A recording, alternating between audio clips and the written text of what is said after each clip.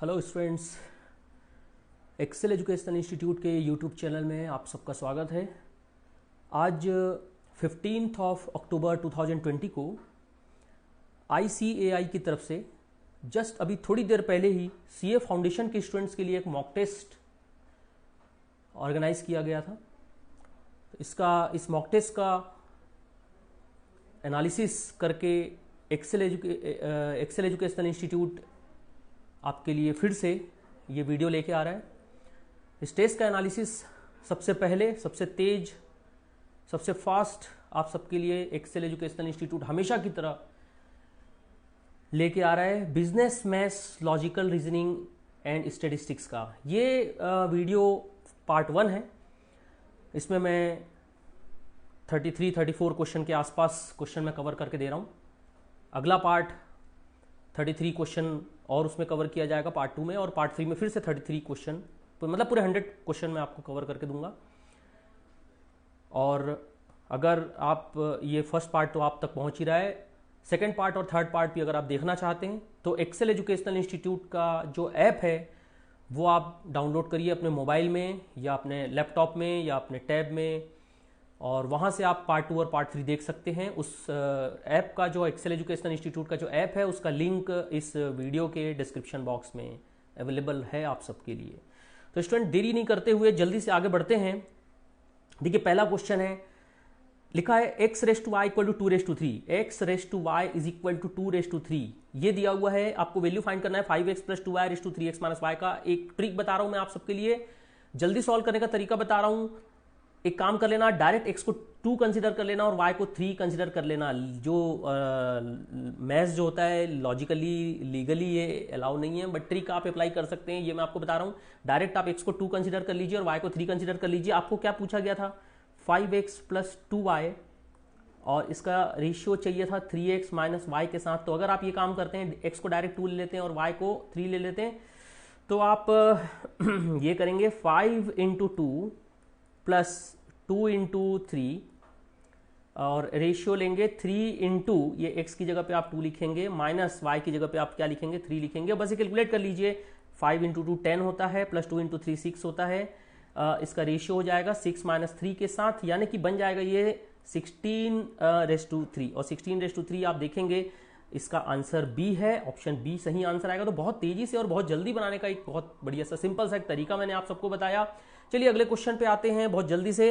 A bag contains ₹187 in the form of 1 rupee coin, 50 पैसे coin and 10 पैसे coin in the ratio 3:4:5। मतलब एक bag में total 187 rupees हैं, एक बैग में टोटल 187 रुपीज हैं, जो कि 1 रुपीज के कॉइन, 50 पैसे के कॉइन और 10 पैसे के कॉइन के फॉर्म में है, और उनका रेशियो भी 3:4:5 है। मैं बताऊं, कॉमन सेंस से आंसर आ जाएगा ऑप्शन है, केवल कॉमन सेंस से आंसर आता है। कैसे? 102, 136 और 170 ये लिखा हुआ है ना। आप देखिए, पहला वैल्यू सबसे छोटा है, दूसरा वैल्यू थोड़ा बड़ा है 136, तीसरा वैल्यू 136 से थोड़ा बड़ा 170 है। मतलब पक्का है कि अगर ये 3:4:5 होता है तो देखो 3 के बाद थोड़ा बड़ा नंबर, 4 के बाद थोड़ा नंबर बड़ा 5 आ रहा है कि नहीं आ रहा है? 136, 102 और 170 में देखो 136 एक नंबर है, उसके बाद अगला नंबर छोटा आ रहा है, उसके बाद अगला नंबर सबसे बड़ा आ रहा है। तो कॉमन सेंस ये कहता है कि एक नंबर, फिर उससे छोटा नंबर, फिर उससे बड़ा नंबर, अगर इस सीक्वेंस को अगर फॉलो करें तो ये पक्का 3:4:5 के बराबर तो नहीं होगा।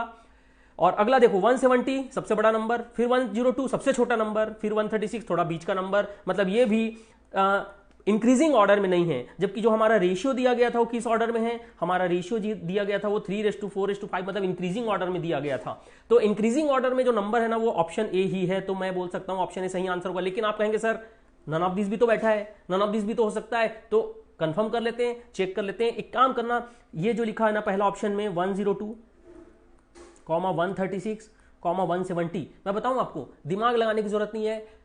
एग्जाम में कैलकुलेटर लागू होता है, सीए फाउंडेशन के एग्जाम में 102 अपॉन 136 करना, 102 अपॉन 136 करना 0.75 आएगा, और आप 3:4 करके देखना 0.75 आएगा। उसी तरीके से 136 डिवाइडेड बाय 170 करना, 136 डिवाइडेड बाय 170 करना, कैलकुलेटर में करना। कैलकुलेटर में क्यों करना? देखो जनरली क्या होता है, 136 अपॉन 170 करेंगे फिर सोचेंगे इसको 2 से काटें क्या, बचपन में हमारे टीचर ने यही तो सिखाया ना, पहले सोचो कि बेटा 2 से कटेगा कि नहीं कटेगा, 2 से कट गया तो 2 से काटो, 2 से नहीं कट रहा है तो फिर 3 से कट करो।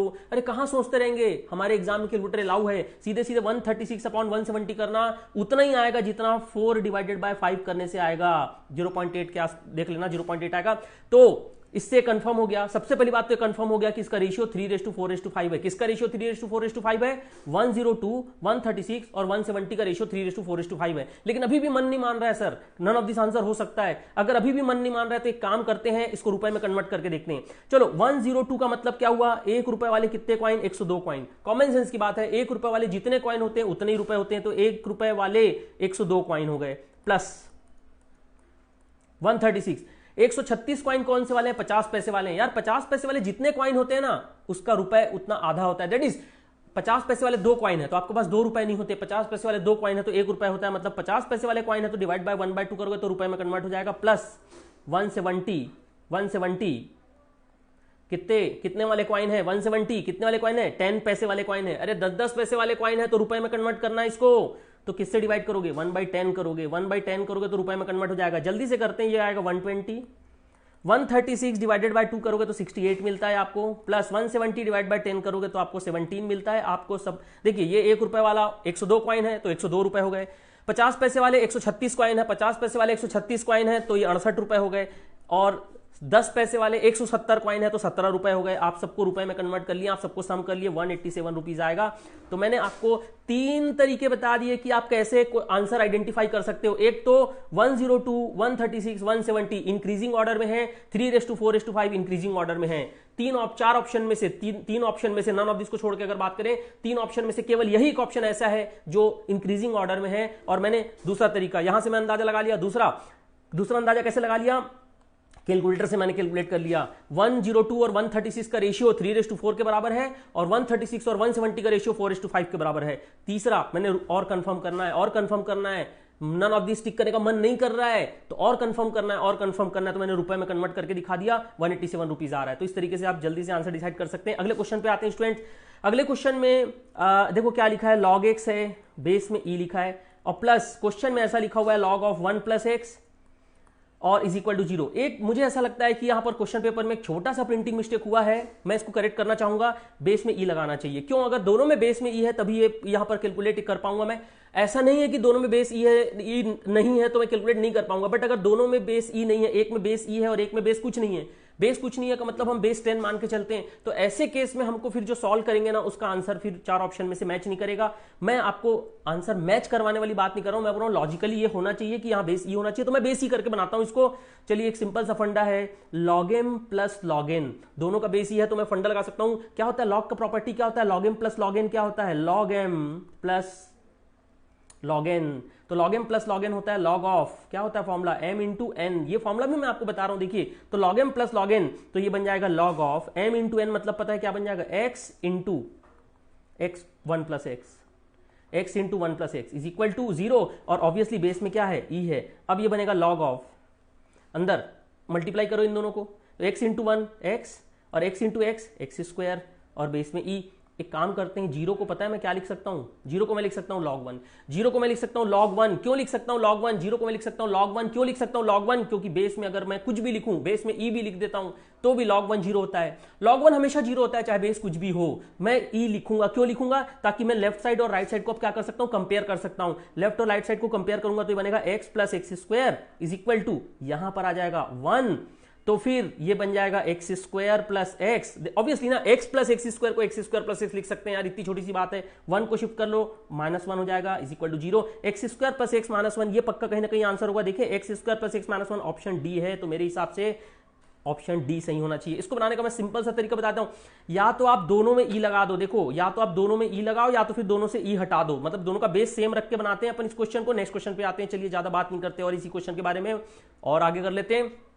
क्या लिखा है, एक बढ़िया सा, एक मैं चाहता हूं ये क्वेश्चन थोड़ा सा स्टार लगाइए। बढ़िया सा क्वेश्चन पूछा है 9th क्लास। देखो यार, आपके सिलेबस में ना फिजिक्स नहीं है, फिजिक्स नाम का चीज नहीं है आपके सीए फाउंडेशन में, लेकिन आपका सीए आईसीआई का इंस्टीट्यूट कहता है कि भैया 9th 10th अगर आपने पास किया है, 9th 10th में तो फिजिक्स था, 9th 10th में तो साइंस था, तो छोटी छोटी सी 9th 10th की बातें पता होनी चाहिए। एक छोटा सा 9th 10th का कॉन्सेप्ट है, एक सिंपल सा formula, velocity equal to distance upon time, velocity equal to displacement upon time. थोड़ा प्रॉपर फिजिक्स पे जाऊं तो, हालांकि अपने को उतना प्रॉपर फिजिक्स पे नहीं जाना है, बट मैं बोल सकता हूं velocity equal to displacement upon time, या speed is equal to distance upon time. यहां से आप बोल सकते हो time is equal to distance upon speed, या डिस्टेंस अपॉन वेलोसिटी बोल सकते हैं, जो भी बोले। तो ये आपको एक फंडा याद रखना है। आपको क्या लिखा है देखो, the ratio of the speed of the two train is 2:5, और मतलब स्पीड का रेशियो दिया है 2:5, स्पीड का रेशियो दिया हुआ है 2:5। If the distance they travel are in the ratio 5:9, distance जो ट्रेवल किया है उसका रेशियो 5:9। आपको बोला है find the ratio of the time taken. तो एक काम करते हैं, ये टी जो लिखा है ना, मैं इसको ऐसा लिख देता हूं, ratio of T, ratio of time. D लिखा हुआ है, मैं उसको लिख देता हूं ratio of D, divide by V लिखा हुआ है, मैं लिख देता हूं रेशियो ऑफ वी। चलेगा? तो टाइम का ratio is equal to displacement या डिस्टेंस का रेशियो डिवाइडेड बाय वेलोसिटी का रेशियो या स्पीड का रेशियो। तो ratio of time is equal to, चलिए डिस्टेंस का रेशियो देखें, डी फॉर डिस्टेंस, डिस्टेंस का रेशियो लिखा है, if the distance they travel are in the ratio 5:9, if the distance they travel are in the ratio 5:9, तो ऊपर लिख रहा हूं मैं 5:9, that is 5/9, divide by V for velocity है, बट यहां भी स्पीड बोल सकता हूं मैं, the ratio of the speed of the two train कितना लिखा है 2:5 मतलब यहां पर हो जाएगा 2:5 मतलब 2/5 हो जाएगा। तो यहां पर आएगा ratio of T is equal to 5/9 into उल्टा कर दो, 5/2 कर लो, तो यहां पर आ जाएगा कितना हो जाएगा 25/18, 25/18 दैट इज आपको रेशियो के फॉर्म लिखना है 25:18। आप बोल सकते हैं 25:18, देखिए आंसर सी है 25:18। तो यहां पर इस क्वेश्चन का आंसर सी आ जाएगा। बहुत सिंपल, बहुत आसान सा तरीका मैं आप सबको बता रहा हूं। ओके, नेक्स्ट क्वेश्चन पे आते हैं। देखो क्वेश्चन में लिखा है x इक्वल टू लिखा हुआ है 3⁴ प्लस 3⁻⁻⁴, ठीक है, ये लिखा हुआ है x का वैल्यू, और साथ में y लिखा हुआ है, y इज इक्वल टू लिखा है 3⁻1/4 माइनस 3⁻⁻1/4, ये y का वैल्यू लिखा हुआ है। मतलब x और y दोनों का वैल्यू कायदे देखा जाए तो सेम दिख रहा है, बस एक में प्लस है और एक में माइनस है, मतलब एक में बीच में प्लस लिखा हुआ है, एक में बीच में माइनस लिखा हुआ है। आपको फाइंड करना है x² प्लस y² का होल स्क्वायर इंटू 3, ये आपको कैलकुलेट करना है। तो एक काम करते हैं यार, अपन एक काम करते हैं, ये हमको फाइंड करना था वो लिखते हैं। हमको फाइंड करना था 3x² प्लस y² और पूरे का क्या फाइंड करना था, होल स्क्वायर। हमको ये फाइंड करना है, ठीक है। तो अपने को फाइंड करना है, मैं फिर से बता देता हूं, हमको फाइंड करना था 3 इंटू x² प्लस y² पूरे का होल स्क्वायर, ये हमको फाइंड करना है, ठीक है। कोई बात नहीं, एक काम करते हैं, बाहर का 3 पड़े रहने देते हैं, ब्रैकेट के अंदर बहुत अच्छे से x को उठा के लाते हैं। चलो x का वैल्यू क्या था पता है, 3⁴ प्लस 3⁻⁻1/4, ये है x का वैल्यू, साथ में आएगा स्क्वायर, प्लस y का वैल्यू उठा के लाते हैं। देखो y का वैल्यू ये लिखा हुआ है ना, 3⁻1/4 माइनस 3⁻⁻1/4, ये लिखा हुआ है, उसका स्क्वायर हो जाएगा, पूरे का पावर कितना हो जाएगा 2। तो मैंने क्या किया, कुछ नहीं किया, x और y का वैल्यू। देखो मैथ्स में किसी क्वेश्चन को बनाने के कई रास्ते हो सकते हैं, बट मैं हमेशा आपके सामने वो रास्ता लेके आता हूं जो मुझे लगता है हर एक स्टूडेंट को समझ में आए, अच्छे से समझ में आए। देखो 3 यहां पर है बाहर, चलो यहां फॉर्मुला लगाते हैं। पता है फॉर्मुला होता है a प्लस बी का होल स्क्वायर, सबको पता है ना, a प्लस बी का होल स्क्वायर। ये यहां पर फॉर्मुला a प्लस बी का होल स्क्वायर लगाएंगे। a प्लस बी का होल स्क्वायर मतलब a² मतलब किसका, 3⁻1/4 का स्क्वायर करोगे। अरे भाई 3⁻1/4 का स्क्वायर करोगे तो 3 का पावर क्या बचेगा 1/2 प्लस b² मतलब 3⁻⁻1/4 का क्या करेंगे, स्क्वायर करेंगे, तो बनेगा 3⁻⁻1/2, a² plus b² plus 2ab मतलब 2 इंटू 3 का पावर 1/4 इंटू 3 का पावर -1/4 प्लस कौन सा प्लस पता है, ये वाला प्लस। अब यहां पर फॉर्मुला आएगा पता है, a माइनस बी का होल स्क्वायर का फॉर्मुला आएगा। जैसे a plus B whole square क्या होता है, a² plus b² plus 2ab, a minus B whole square क्या होता है, a² plus b² minus 2ab। करते हैं, चलो a² मतलब 3 का पावर 1/4 का क्या करें स्क्वायर, तो बनेगा 3 का पावर 1/2 प्लस b² मतलब 3 का पावर -1/4 का स्क्वायर, तो 3 का पावर -1/2 प्लस नहीं माइनस, क्यों, a minus B whole square का फॉर्मुला क्या होता है, a² plus b² minus 2ab, तो -2 इंटू 3 का पावर 1/4 इंटू 3 का पावर -1/4 आएगा, और पूरे का पावर बताइए, ये बाहर में पड़ा हुआ था ना 2, ये बाहर में 2, इसको 2 को भूलना नहीं है, ये 2 लगा दिया मैंने। चलिए अब बहुत ध्यान से समझिए, बहुत ही ध्यान से समझिए, कौन सा वैल्यू कट जाएगा।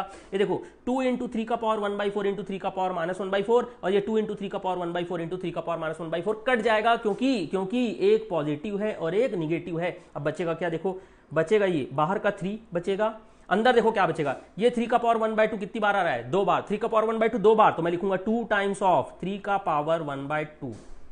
वैसे ही 3 का पावर -1/2 कितनी बार आ रहा है, 2 बार, तो प्लस लिखूंगा 2 टाइम्स ऑफ 3 का पावर -1/2, ये 2 टाइम्स आ रहा है, पावर में फिर से बाहर का 2।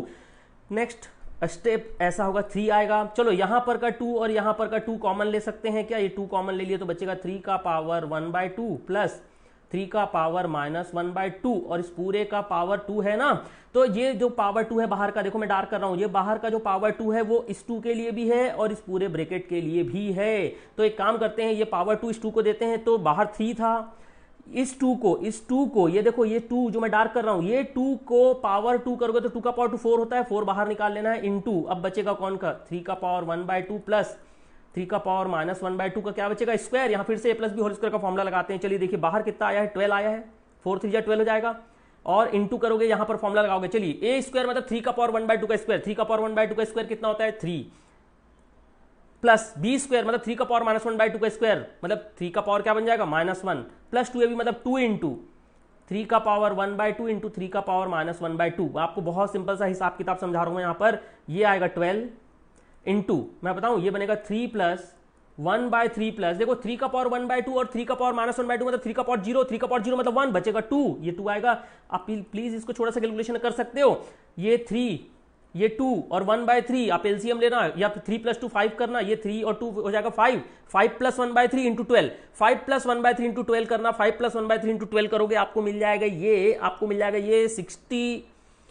64 मिलेगा टोटल, फाइनल आंसर 64। तो आप देखिए इसका आंसर 64 आपको मिलेगा, 64 इस क्वेश्चन का सही आंसर है, 64 मैं आपको दिखाता हूं कौन सा ऑप्शन है, डी आंसर है। तो सही आंसर इस क्वेश्चन का क्या हो गया, ऑप्शन डी। नेक्स्ट क्वेश्चन पे आते हैं, चलिए फिर से एक अगला क्वेश्चन है, यहां पर थोड़ा सा मेरे टैब में ये क्वेश्चन थोड़ा अजीब सा लिखा, थोड़ा सा ये गड़बड़ हो गया पीडीएफ में, इसको सही एक्यूरेट लिख के दे रहा हूं। क्वेश्चन में क्या, क्वेश्चन पेपर में क्या छपा हुआ था, क्वेश्चन पेपर में जो छपा हुआ था वो ये है, x plus Y cube upon X square, ये छपा है, पूरे का पावर -1 है, फिर minus X square upon Y plus Y square upon X, और पूरे का पावर फिर से -1 है, और फिर प्लस है, और लिखा है x cube upon Y square plus Y, और पूरे का पावर लिखा है -1 और इज इक्वल टू 1/3 लिखा हुआ है। तो मैं इस क्वेश्चन को चाहता हूं स्टार लगाएं आप लोग। मैं ये बोल सकता हूं कि बहुत सारे स्टूडेंट जो ये क्वेश्चन अपियर किए होंगे ना, आज का टेस्ट जो अपियर किए होंगे, उनको ये क्वेश्चन थोड़ा परेशान किया होगा, मुझे ऐसा लगता है। देखो मैं बना दे रहा हूं, सिंपल सा क्वेश्चन है, बस थोड़ा सा दिमाग आपको लगाना रहता है इस टाइप के क्वेश्चन में। चलो पहले ब्रैकेट की बात करते हैं, जो पहला ब्रैकेट है इसमें एलसीएम क्या आएगा, एक्स स्क्वायर आएगा, ठीक है। तो एक्स स्क्वायर इंटू एक्स करोगे तो क्या बन जाएगा, X cube plus Y cube, और पावर में क्या आ जाएगा -1, फिर माइनस आएगा यहां पर, चलो एलसीएम आएगा, एलसीएम कितना आएगा, देखो एक्स वाई आएगा, एक्स इंटू एक्स स्क्वायर करोगे तो एक्स क्यूब आएगा, plus Y into Y square करोगे तो वाई क्यूब आएगा, पावर में फिर से -1 है, फिर प्लस तीसरा स्टेप देखते हैं, एलसीएम कितना आ जाएगा, वाई स्क्वायर आ जाएगा, और इज इक्वल टू 1/3 तो है ही। यहां पर देखो नीचे क्या आ जाएगा, ऊपर आ जाएगा X cube plus Y cube, और पावर में आ जाएगा फिर से -1। देखो सबके पावर में -1 है, आपको ये बहुत बेसिक सा फंडा सबको पता है, पावर में अगर -1 है, उल्टा करोगे तो पावर का -1 बन जाएगा +1, तो पावर के -1 को अगर +1 करना है तो नीचे का एक्स स्क्वायर ऊपर, और ऊपर का X cube plus Y cube नीचे, तो X cube plus Y cube नीचे और नीचे का एक्स स्क्वायर ऊपर। ऐसा करने से जो पावर -1 था वो पावर +1 हो गया, और पावर +1 को लिखने की जरूरत नहीं है। फिर माइनस, कौन सा माइनस भैया, ये वाला माइनस, उल्टा कर दो इसको, चलो एक्स वाई ऊपर और X cube plus Y cube नीचे, प्लस यहां पर वाई स्क्वायर ऊपर और X cube plus Y cube नीचे, और राइट साइड का 1/3 आप पड़े रहने दीजिए, राइट साइड का 1/3 रहने दीजिए। देखो सबका एलसीएम एक ही आ गया, क्या, x cube plus Y cube आ गया। ऊपर क्या क्या बचेगा, ऊपर बचेगा x square minus x Y plus Y square, ये बचेगा, इसका एक्स स्क्वायर बचा, इसका एक्स वाई बचा, इसका वाई स्क्वायर बचा, इज इक्वल टू 1/3। तो बस कॉपी पेस्ट करते जा रहा हूं मैं, कॉपी पेस्ट करते जा रहा हूं। चलो अब एक यहीं पर, यहां तक तो सबसे बन जाता है, इसके बाद ही तो दिमाग लगाने का है।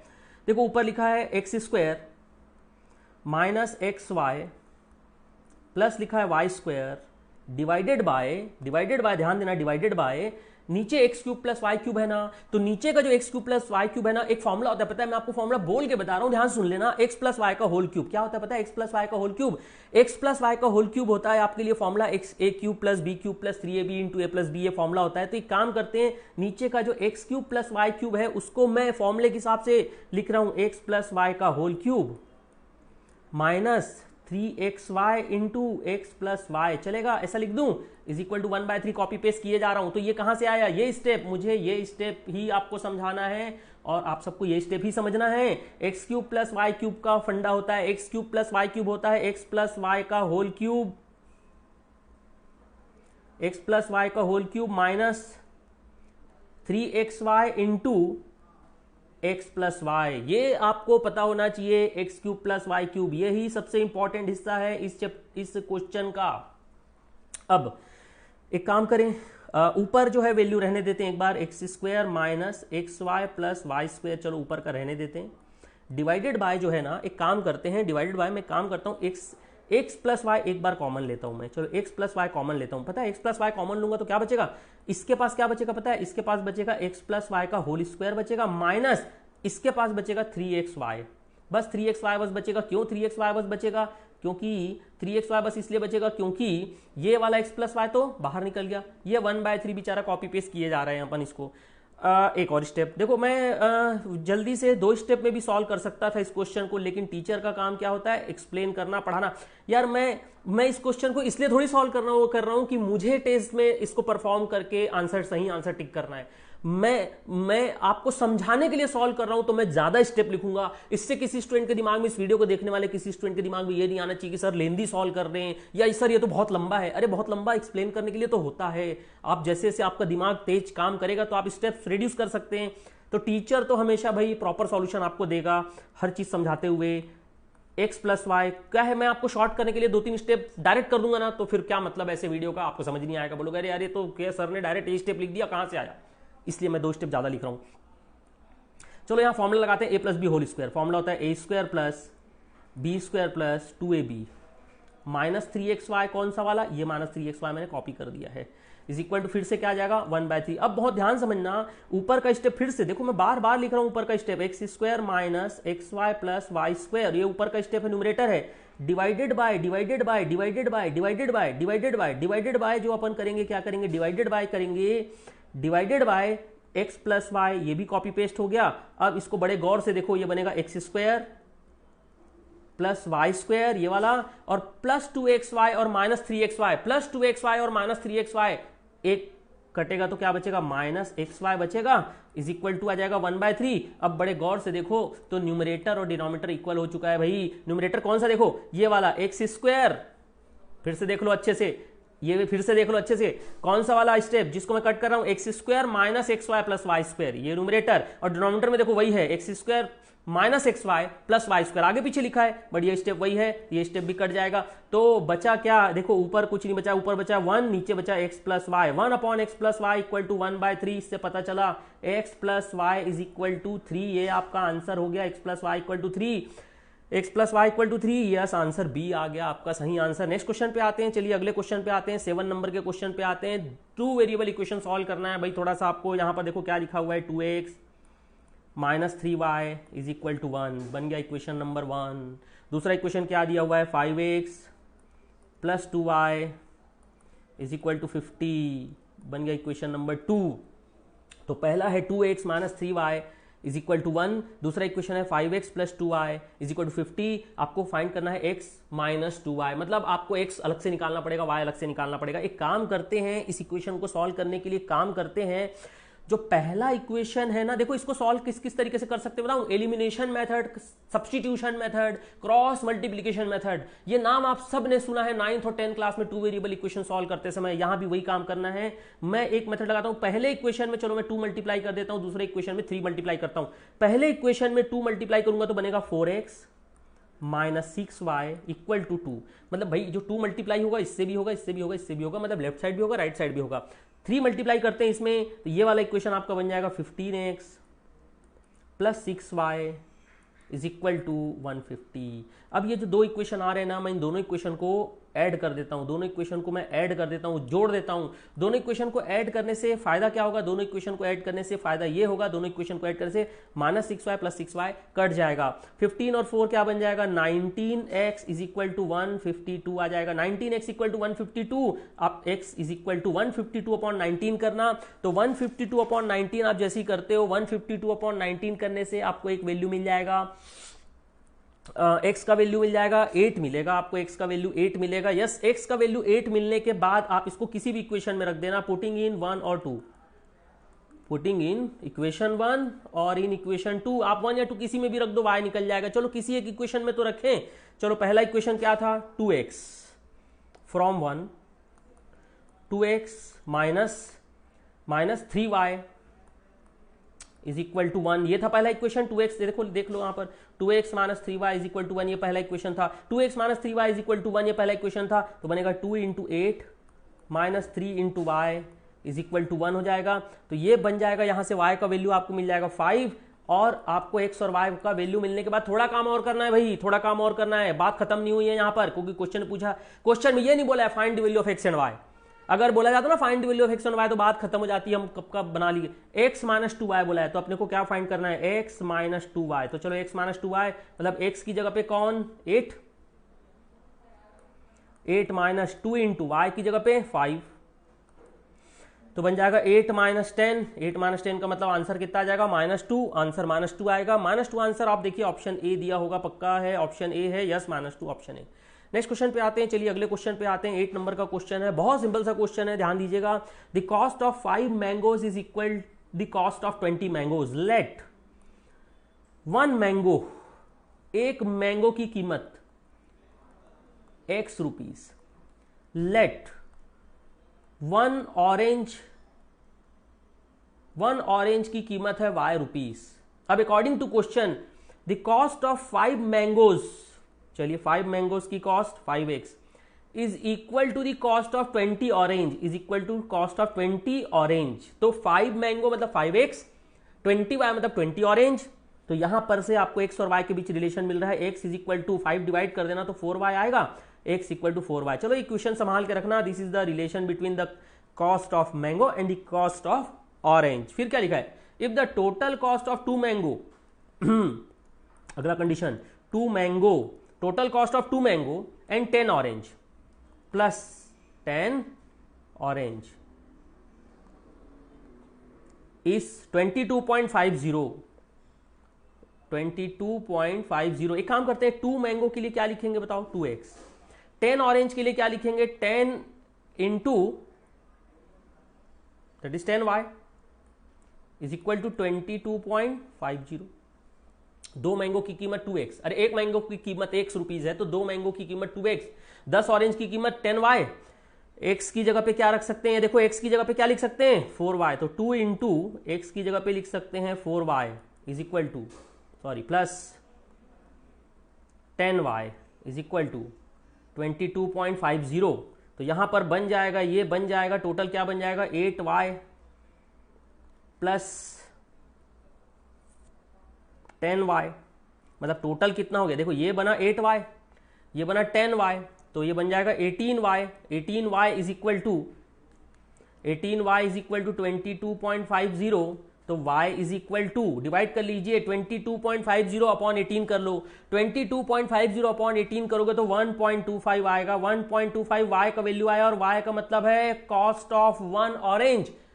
बट ऑप्शन में 1.25 दिया है, पर 1.25 टिक नहीं करना, हड़बड़ी नहीं करना, क्योंकि क्वेश्चन बोला है find the cost of 2 orange, 2 orange की कॉस्ट बोला है, तो cost of 2 oranges is equal to हो जाएगा 2i, दैट इज 2 × 1.25, और 2 × 1.25 मतलब 2.50 रुपीज। तो सही आंसर 2.50 आएगा। कुछ लोग हड़बड़ी में 1.25 टिक कर सकते हैं, वो अगर कोई स्टूडेंट ध्यान नहीं देता है, कॉस्ट ऑफ 1 ऑरेंज समझ के आंसर टिक कर देगा तो 1.25 कर देगा, कॉस्ट ऑफ 2 ऑरेंज है, इस बात का ध्यान रखिएगा। नेक्स्ट क्वेश्चन पे आते हैं, क्या लिखा है, the roots of the quadratic equation these are equal, roots of the quadratic equation these are equal, roots are equal, यार whenever the roots are equal, फंडा क्या होता है, रूट्स आर इक्वल का फंडा होता है B square minus 4ac equal to 0। Whenever the roots are equal B square minus 4ac equal to 0। B square मतलब बी कौन है, ये इस इक्वेशन को ध्यान से देखो, 9x स्क्वायर में 9 हुआ a, 3kx में 3k क्या हुआ, 3k हुआ b, और ये c। स्टैंडर्ड फॉर्म क्या होता है किसी क्वाड्रेटिक इक्वेशन का, ax square plus bx plus c equal to 0 होता है ना। तो b का वैल्यू आ जाएगा 3k, तो 3k का square minus 4 into 9 into 4 equal to 0। तो ये बन जाएगा 9k square is equal to 144 आ जाएगा। तो k square is equal to 16 आएगा, और k इज इक्वल टू फिर आ जाएगा आपका प्लस माइनस 4। तो k का value plus minus 4 option C में है, सही आंसर ऑप्शन सी आ जाएगा। नेक्स्ट क्वेश्चन पे आते हैं, अगले क्वेश्चन पे। अगला क्वेश्चन देखिए 10 नंबर का क्वेश्चन है, if one root of the quadratic equation is 2 plus root 5, तो let alpha is equal to 2 plus root 5। Quadratic equation का एक रूट दिया है 2 प्लस रूट 5, क्वाड्रेटिक इक्वेशन का एक रूट दिया है 2 प्लस रूट 5। अरे भाई क्वाड्रेटिक इक्वेशन का अगर एक रूट 2 प्लस रूट 5 है तो क्वाड्रेटिक इक्वेशन का दूसरा रूट होता है 2 माइनस रूट 5। इसको याद रखिएगा। If one root of the quadratic equation is, if one root of the quadratic equation is a plus root b, then the other root will be a minus root b। Conjugate form होता है, कभी कभी plus दे दिया जाएगा तो आप बीच में minus ले लेना, अगर माइनस वाला दे दिया जाता तो आप प्लस ले लेना, याद रखना कॉन्जुगेट फॉर्म। अब सम ऑफ रूट निकाल लें, अल्फा निकाल लें, अल्फा प्लस बीटा निकाल लें। अल्फा प्लस बीटा मतलब दोनों रूट का sum, that is 2 plus root 5 plus 2 minus root 5। आप कैलकुलेट करोगे तो plus root 5 minus root 5 cut जाएगा, तो अल्फा प्लस बीटा कितना आ जाएगा, 4 आ जाएगा। And alpha into beta, alpha into beta होता है 2 plus root 5 into 2 minus root 5, यानी बन जाएगा a plus B into A minus B, A plus B into A minus B मतलब हो जाएगा A square minus B square, मतलब 2 का स्क्वायर माइनस रूट 5 का स्क्वायर। 2 का स्क्वायर 4 होता है, रूट 5 का स्क्वायर 5 होता है, तो अल्फा इंटू बीटा आपको क्या मिल रहा है, -1 मिल रहा है। आपको दो चीज मिला है, एक अल्फा प्लस बीटा और एक अल्फा इंटू बीटा, एक अल्फा प्लस बीटा और एक अल्फा इंटू बीटा। पता है अल्फा प्लस बीटा और अल्फा इंटू बीटा अगर आपको मिला तो आप इससे क्या बना सकते हो, आप इससे बना सकते हो क्वाड्रेटिक इक्वेशन। क्वाड्रेटिक इक्वेशन बनाने का फंडा होता है x square minus alpha plus beta into x plus alpha into beta equal to 0। देखिए अगर मैं एग्जाम दूंगा, अगर मैं इस क्वेश्चन पेपर को एग्जाम में, तो मैं क्या पूरा रफ में इतना फॉर्मूला लिखते रहूंगा, क्या पूरा रफ में इतना नहीं, पूरा दिमाग में आधा से ज्यादा कैलकुलेशन दिमाग में होगा, फॉर्मूला लिखेंगे नहीं, समय बचेगा। मैं आपको समझा रहा हूं करके समय लग रहा है। आपसे हर क्वेश्चन एग्जाम में भी ऐसा है जिसको आप लगभग 1 मिनट में बना सकते हैं, लगभग 1 मिनट बना सकते हैं। किसी क्वेश्चन को बनाने में 1.5 मिनट लगेगा, किसी क्वेश्चन बनाने में आपको 2 मिनट भी लग सकता है, लेकिन किसी क्वेश्चन को बनाने में आपसे 30 सेकंड लगेगा। मतलब टाइम की कमी नहीं है, क्वेश्चन पेपर बहुत अच्छा है, कोई दिक्कत नहीं है, क्वेश्चन पेपर बहुत सिंपल है। X square minus alpha plus beta, alpha plus beta कितना होता है बताइए, 4 into x plus alpha into beta कितना होता है, -1 इक्वल टू 0। तो ये बन जाएगा x square minus 4x minus 1 equal to 0। ये आपका क्वाड्रेटिक इक्वेशन है। देखें ये कौन सा आंसर है, ये आपको मिलेगा x square minus 4x minus 1 equal to 0। Answer B मिल रहा है आपको, देखना इसमें आपको ऑप्शन बी मिलेगा, x square minus 4x minus 1 equal to 0। Next question पे आते हैं। चलिए बहुत ही सिंपल सा एक क्वेश्चन आ रहा है, a man sell 6 radio and 4 television for 18,480 rupees. यार एक काम करते हैं, लेट वन रेडियो की कीमत आप ले लेते हैं ₹X, और लेट 1 टेलीविजन की कीमत अपन ले लेते हैं ₹Y। तो एक बात बताइए, 6 रेडियो की कीमत कितनी हो जाएगी, 6x, 4 टेलीविजन की कीमत हो जाएगी 4y इज इक्वल टू 18480। ये बन जाएगा आपका equation number 1। And if 14 radio and 2 television, अरे 14 रेडियो मतलब 14x, 2 टेलीविजन मतलब 2y is equal to are sold for the same amount मतलब 18480। ये आपको मिल जाएगा। दोनों जब इक्वेशन आ गए, क्या आप इन दोनों इक्वेशन को सॉल्व करके फिर से अगेन एलिमिनेशन या सब्स्टिट्यूशन मेथड से सॉल्व करके, क्या इस दोनों इक्वेशन को सॉल्व करके आप x और y की वैल्यू निकाल सकते हैं? कैसे निकाल सकते हैं मैं आपको करके बता देता हूं, मैं आपको पूरा सॉल्व करके बता रहा हूं। चलो पहले इक्वेशन में देखो 4y लिखा है, दूसरे इक्वेशन में 2y लिखा है। मैं काम करता हूं, मैं सेकंड इक्वेशन में ना 2 मल्टीप्लाई कर देता हूं, सेकंड इक्वेशन में 2 मल्टीप्लाई करता हूं तो ऑब्वियसली 2 मल्टीप्लाई पूरे से होगा ना, लेफ्ट साइड से भी और राइट साइड से भी, दोनों साइड मल्टीप्लाई करेंगे। चलिए बताइए क्या बन जाएगा, 28x plus 4y is equal to 18480 का अगर डबल करते हो तो 36960 आ जाएगा। और ये जो पहला इक्वेशन था ना, जो पहला इक्वेशन था ये वाला, इसको उठा के मैं वापस एक बार उसके नीचे लिखता हूं, लिख रहा हूं 6x plus 4y is equal to 18480। अब एक काम करते हैं, इन दोनों इक्वेशन को हम माइनस कर देते हैं, सब्ट्रैक्ट करते हैं। ऐसा क्या होगा, 4y खत्म हो जाएगा, 28x में से 6x जाएगा तो क्या बचेगा, 22x बचेगा। और कॉमन सेंस की बात है, 16960 में से 18480 को अगर आप माइनस करेंगे तो 18480 ही तो बचेगा। तो यहां से x निकाल लेते हैं, x is equal to 18480 upon 22 करना, आपको मिलेगा 840 रुपीज मिलेगा। x का वैल्यू, x पता है क्या था हमारा, x हमारा था price of one radio, x था हमारा price of one radio, x हमारा था price of one radio. Question में क्या पूछा, what is the price of radio, yes answer 840, यही तो है आंसर, ऑप्शन बी आंसर आ जाएगा। अगर बोला जाता प्राइस ऑफ वन टेलीविजन तो हम इस x का वैल्यू जो है किसी भी इक्वेशन में रखते, इक्वेशन 1 या 2 में रख देते, और इक्वेशन 1 या 2 में रखने से जो y आता वो हमारा प्राइस ऑफ टेलीविजन हो जाता। अगला क्वेश्चन, चलो एक मैट्रिक्स का क्वेश्चन है, देखो कैसे लिखा हुआ है। एक मैट्रिक्स दिया हुआ है, इसका पहला एलिमेंट है x प्लस वाई, इसका पहला एलिमेंट है 2, बीच में प्लस साइन लगा हुआ है, मतलब ऑब्वियसली सब ये 2/2 का मैट्रिक्स है और ये भी 2/2 का मैट्रिक्स है, मतलब इन दोनों को ऐड किया जा सकता है। ऐड कर दो, चलो ये दोनों को ऐड करोगे तो क्या मिलेगा, x प्लस वाई, ये पहला वैल्यू x प्लस वाई, कौन कौन सा वैल्यू ऐड कर रहा हूं देखो मैं आपको ध्यान से बता रहा हूं। x प्लस वाई को 2 से ऐड करना तो बनेगा x प्लस वाई प्लस 2। ये जो 1 है इसको 3 से ऐड करना तो 1 प्लस 3 4, ये 4 बनेगा। और उसके बाद ये 1 को ऐड करो इस 2 के साथ तो ये 3 बनेगा, और x माइनस वाई को ऐड कर दीजिए आप इस माइनस 4 के साथ तो x minus y minus 4 is equal to, ये वाला मैट्रिक्स कॉपी पेस्ट आ जाएगा सेम 12 4 3 एंड 0। अब इसको कंपेयर कर सकते हैं, देखो इसका ये वाला एलिमेंट 4 है ना, इसका भी ये वाला एलिमेंट 4 है, इसका ये वाला एलिमेंट 3 है, देखो इसका भी ये वाला एलिमेंट 3 है, तो पक्की बात है कि इसका जो पहला एलिमेंट है x प्लस वाई प्लस 2 ये बराबर हो जाएगा किसके, 12 के बराबर हो जाएगा। और x minus y minus 4, x minus y minus 4 ये आपका आ जाएगा 0 के बराबर आ जाएगा, इक्वेशन 2 आ जाएगा। अब दोनों इक्वेशन को हम क्या कर देते हैं, ऐड कर दो, दोनों इक्वेशन को ऐड करने से क्या फायदा हो रहा है, ऐड करने से क्या फायदा हो रहा है मैं आपको बता रहा हूं। ये plus y minus y cut जाएगा, x और x मिलकर क्या हो जाएगा 2x, और ये प्लस 2 और माइनस 4 मिलकर बन जाएगा माइनस 2।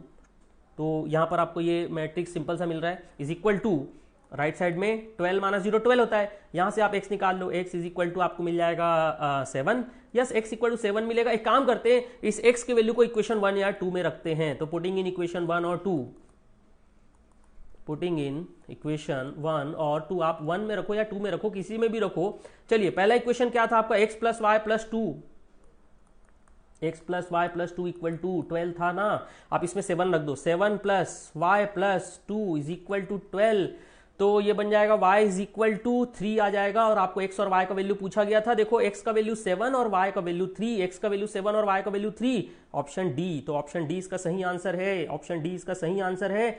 नेक्स्ट क्वेश्चन पे आते हैं, चलिए अगले क्वेश्चन पे आते हैं, what is the value of x if, ये मैट्रिक्स दिया हुआ है, इज अ सिंगुलर मैट्रिक्स। पता है कोई मैट्रिक्स अगर सिंगुलर मैट्रिक्स होता है तो उसका डिटरमिनेंट क्या होता है, 0 होता है। दिस इज, ये आपको याद रखना है, आपको कॉन्सेप्ट ये समझना है कि कोई मैट्रिक्स अगर सिंगुलर मैट्रिक्स है तो उसका डिटरमिनेंट का वैल्यू 0 होता है, मतलब इसको जो मैट्रिक्स दिया है ना 1 4 2x, उसको ऐसा लिख देते हैं 1 4 2 और x, और इसको डिटरमिनेंट बना देते हैं इक्वल टू 0 कर देते हैं। डिटरमिनेंट कैसे सॉल्व होता है भाई, 2/2 का डिटरमिनेंट ऐसे सॉल्व होता है, this into this minus this into this, तो ये बन जाएगा 1 into x minus 2 into 4 equal to 0। तो यहां पर से x इज इक्वल टू कितना आ जाएगा, x का वैल्यू आ जाएगा 8 आ जाएगा, x का वैल्यू 8, आंसर डी है। देखिए इसका ऑप्शन डी, बहुत सिंपल सा क्वेश्चन आया एग्जाम में। तो भाई कभी घबराना नहीं है, बार बार कहता हूं मैं, कोई क्वेश्चन 1 मिनट से ज्यादा समय लगाएगा तो कोई क्वेश्चन 1 मिनट से कम समय लगाता है, ओवरऑल 1 मिनट में चीजें बन जाती हैं। The transpose of a square matrix 6, अरे भाई कोई स्क्वायर मैट्रिक्स है 2/2 का मैट्रिक्स है, मान लीजिए इसका पहला एलिमेंट ये है, दूसरा एलिमेंट ये है, तीसरा एलिमेंट ये है, चौथा एलिमेंट ऐसा है। तो अगर ये 2/2 का कोई मैट्रिक्स है, स्क्वायर मैट्रिक्स है, अगर इसका ट्रांसपोज लेते हैं तो ट्रांसपोज पहला रो जो है उसको पहला क्या बना देगा, कॉलम, तो और दूसरा जो रो है उसको बना देगा दूसरा कॉलम, तो ये बनेगा तो 2/2 का ही रहेगा। मतलब किसी स्क्वायर मैट्रिक्स का ट्रांसपोज लेने से आंसर तो स्क्वायर मैट्रिक्स ही आता है, तो ऑप्शन सी इसका सही आंसर होगा। नेक्स्ट क्वेश्चन पे आते हैं। स्क्वायर मैट्रिक्स का ट्रांसपोज तो स्क्वायर मैट्रिक्स ही होता है, तो आंसर सी इसका सही आंसर है। नेक्स्ट क्वेश्चन पे आते हैं। चलिए अगला क्वेश्चन देखिए, ध्यान से समझिएगा। अगला क्वेश्चन ये 14 नंबर का क्वेश्चन होता है। यहाँ पर आपको अगला क्वेश्चन जो है 15 नंबर से लेकर के आगे का जो क्वेश्चन है वो अपने एक्सेल एजुकेशनल इंस्टीट्यूट के director CA Sanjay Kumar Goyal sir cover कर रहे हैं। जस्ट उसके बाद वापस मैं फिर आता हूं आप सबके लिए। तो कीप वॉचिंग दिस वीडियो और बने रहिए हमारे एक्सेल एजुकेशनल इंस्टीट्यूट के चैनल के साथ। तो नेक्स्ट क्वेश्चन। हेलो फ्रेंड्स, आज अपन डिस्कस करने वाले हैं टेस्ट सीरीज अक्टूबर 2020 जो कि आज ही आई है मैथमेटिक्स के लिए, बिजनेस मैथमेटिक्स, लॉजिकल रीजनिंग और स्टैटिस्टिक्स के लिए। तो इसमें हम आज का जो ICAI ने जो मॉक टेस्ट दिया आपको, तो उसके कुछ क्वेश्चन में चैप्टर 3 दैट इज इनइक्वलिटीज और chapter 4 that is time value of money को डिस्कस करूंगा। काफी क्वेश्चन है, करीब करीब 12 से 13 क्वेश्चन होने चाहिए, उसको मैं डिस्कस करने वाला फ्रेंड्स। तो आपने इसको बनाया होगा, जरूर इस वीडियो को देखिएगा। और मैं वेलकम करता हूं आपको एक्सेल एजुकेशनल इंस्टीट्यूट रायपुर, जो कि एक ग्रुप है qualified dedicated full time chartered accountant and engineers के ग्रुप का, जो कि आपके एजुकेशन के लिए काफी सालों से लगे हुए हैं। और फ्रेंड्स, कई बार ऑल इंडिया फर्स्ट रैंक हमने और ऑल इंडिया रैंकर्स हमने दिया, 140 से ज्यादा रैंक देकर हमने इंस्टीट्यूट का गौरव और यहाँ के एरिया का गौरव बढ़ाया। तो जरूर आप इस चैनल को सब्सक्राइब कीजिए, काफी यूजफुल वीडियो इसमें मिलने वाले हैं। और फ्रेंड्स, इसको मैंने, क्योंकि अभी तो इंस्टीट्यूट ने आंसर की नहीं दिया जब मैं रिकॉर्ड कर रहा हूँ, तो हो सकता है कि कहीं कोई ह्यूमन एरर रह जाए या कुछ प्रॉब्लम रह जाए, क्योंकि एक दो क्वेश्चन में कुछ गलत भी लग रहे हैं। तो इसको मैं डिस्क्रिप्शन बॉक्स में कोरेंजेंडियम के रूप में डाल दूंगा, तो आप ये बाद में देख सकते हैं। तो चलिए शुरू करते हैं। मैं केवल 2 चैप्टर में फोकस कर रहा हूं, बाकी सौरभ सर आपको बताएंगे, सौरभ अग्रवाल जी। तो देखिए यहां पर चैप्टर 3 के क्वेश्चन जो है वो है क्वेश्चन नंबर 15। तो क्वेश्चन नंबर 15 की अगर मैं बात करूं तो क्वेश्चन नंबर 15 क्या दिया हुआ है, देखिए मैंने कुछ वर्किंग कर रखी है ताकि आपका टाइम सेव हो, बट इसमें डिस्कशन करेंगे अपन। The solution set of inequalities, sorry set of equation, हालांकि इनइक्वलिटीज है ये, 2x+2 more than 0 and 2x-6 more than 0 is. तो पहले आपको कुछ कॉन्सेप्ट बता दूं, ये सेम क्वेश्चन आपका जून 2019 में आया था दोस्तों, तो मैंने बाजू में लिख दिया है। तो अब यहां पर देखिए, इस तरीके का जो ब्रैकेट रहता है ना, उसमें दोनों वैल्यू, जो x की वैल्यू और इधर y की वैल्यू थी, दोनों है एक्सक्लूसिव होती है उस वैल्यू को छोड़कर। मान लो यहां पर 5 और 10 दिया हुआ है, तो 5 के बाद 5 को छोड़ देंगे तो 6, 7, 8, 9, उधर 10 तक नहीं जाएगा, 10 को छोड़ देंगे 9 तक गिनेंगे। तो ये एक्सक्लूसिव होता है और इस टाइप का ब्रैकेट रहता है इंक्लूसिव होता है। हालांकि यहां पर नहीं दिया है, फिर भी कॉन्सेप्ट बता रहा हूं। अब यहां पर आप देखिए गिवन x+2 मोर देन 0, इसको सिंप्लीफाइड करते हैं, x मोर देन -2 हो जाएगा, और -2 है, और क्योंकि मेरे को एक्सक्लूसिव, देखिए ऑप्शन में सब ब्रैकेट जो है एक्सक्लूसिव सीरीज वाला है, इसका मतलब ये पर, या इसकी वैल्यू क्या होगी, x मोर देन -2। तो -2 से ज्यादा क्या होता है, -1, 0, 1, 2, 3, तो ये सीरीज -1, 0, 1, 2 ऐसा इनफाइनाइट तक चलेगा। ये इसकी मीनिंग हो गई। और दूसरी दोस्तों अगर मैं बात करूं तो यहां पर 2x-6 मोर देन 0 है, तो यहां पर 2x इज मोर देन 6 और x जो है मोर देन 3 हो गया। तो मोर देन 3 हो गया मतलब स्टार्ट कहां से होगा, 4, 5, 6 अप टू इनफाइनाइट। अब इस वैल्यू को अगर आप चेक करते हैं तो ये बी ऑप्शन बिल्कुल करेक्ट बैठता है, क्योंकि अगर ये इस ब्रैकेट के साथ और 3 इनफाइनाइट दिया, मतलब वैल्यू कहां से शुरू होगी, 4 से, और कहां तक जाएगी, इनफाइनाइट तक। तो यहां पर ये वाली सीरीज x की वैल्यू -1, -0, 1, 2, 3 बोल रहा है, और यहां पर 4, 5, 6 बोल रहा है। तो नेचुरली कॉमन वैल्यू कौन सी निकलेगी, 4, 5, 6। तो ऑप्शन बी इज करेक्ट। तो दोस्तों ये क्वेश्चन को ठीक से समझिएगा। ये क्वेश्चन जो है ना ऑब्जर्वेशन से समझ में आ जाता है, मैं बट डिटेल डाल रखा हूं आपको ना। एक क्वेश्चन और है, ये क्वेश्चन कई बार, 2 बार तो इंस्टीट्यूट ने दे चुके हैं हमको, मेरे को ध्यान में है। तो solution space of inequalities to x+y ≤ 10 and x-y ≤ 5। तो अब इसका देखिए 2 तरीका, या तो आप इसका ग्राफ बना लीजिए और ग्राफ में देख लीजिए कि कौन से पॉइंट आ रहे हैं। इसमें 2 ऑप्शन है, इंक्लूड्स ओरिजिन। ओरिजिन का मतलब होता है कि जब हम ग्राफ बनाते हैं तो this will be called the point of origin. तो ये ग्राफ क्या है, ओरिजिन को कवर कर रहा है। और 4.43 का मतलब से यहाँ पर अगर ये 4 है और यहाँ पर अगर 3 है, तो क्या ये वाला पॉइंट को ये कवर कर रहा है ग्राफ, ये हमको देखना है। तो या तो ग्राफ बना के चेक कर लीजिए, लेकिन उसका टाइम वेस्ट होता है उसमें, तो इसको सीधा सीधा यहाँ पर देखिए किस तरीके से हम देख सकते हैं। एक और तरीका मैं आपको बताऊंगा, 2x+y ≤ 10, और ये दोनों इक्वेशन को लिखकर हमने ऐड कर लिया तो 3x, क्योंकि यहाँ पर क्या हुआ, सो फ्रेंड्स यहाँ पर देखिए ऐड करने के बाद 3x less than equal to 15, तो x क्योंकि y तो कैंसिल हो गया होगा, ठीक है, तो यहाँ पर क्या हो गया x लेस देन 5, तो putting the x less than 5 in the equation 1 we got y more than equal to 0। तो अब अगर यहाँ पर आप देखेंगे तो यहाँ पर ये 4 3 की वैल्यू तो आ ही नहीं सकती, क्योंकि x की वैल्यू जो है यहाँ पर जो वैल्यू है इक्वेशन 1 उस हिसाब से तो 1 होना चाहिए। और आपको मैं एक दूसरा तरीका बताता हूं, तो एक मिनट, सॉरी, यहां पर y less than equal to 0 होगा, तो ये तो पॉसिबल नहीं है। दूसरा तरीका बहुत सिंपल तरीका, ये 4 और 3 में देखिए x की वैल्यू 4 है, y की वैल्यू 3 है, ठीक है। अब ये 4 और 3 को यहां पर वैल्यू को पुट कीजिए आप, दोनों इक्वेशन में सेटिस्फाइड होना चाहिए, तभी तो इसके पॉइंट में कॉमन रीजन के रूप में आ रहा है। तो देखिए अगर मैं पहले में पुट करता हूं तो 4 3, तो यहां पर कितना हो जाएगा 8 प्लस 3, तो 8 प्लस 3 कितना हो गया 11 लेस देन इक्वल टू 10 कहां पॉसिबल है, तो वैसे ही पॉइंट नंबर 2 रिजेक्ट हो गया। इसका मतलब यहाँ पर आंसर आएगा ओनली 1। तो ये दोनों तरीके जो आपको सूट करे, बट जो स्पीड करते हैं स्पीड वाले मेथड को आप अडॉप्ट कीजिए friends. Now come to the question number 17। कुछ छोटी मोटी वर्किंग कर रखा हूं मैंने, कॉन्सेप्ट की बात में साथ में करता जाऊंगा friends. A sum of money triple itself in 18 years, 3 साल में 18 गुना हो जाती है, 3 गुना हो जाती है 18 ईयर्स में, अंडर सिंपल इंटरेस्ट। ध्यान रखना सिंपल इंटरेस्ट का क्वेश्चन है। What is the rate of interest per annum. तो देखिए 3 गुना हो जाती है, तो अगर आज x रुपीज डाल रहे हैं तो 18 साल बाद 3x हो रहा है। तो मैंने यहाँ पर फॉर्मूला लिख दिया पहले, a equal to P 1 plus I T, I का मतलब रेट डिवाइडेड बाई 100 है, यहाँ पर कई लोग रेट डिवाइड बाई 100 लिखते हैं, कोई इशू नहीं है, ठीक है, ओके।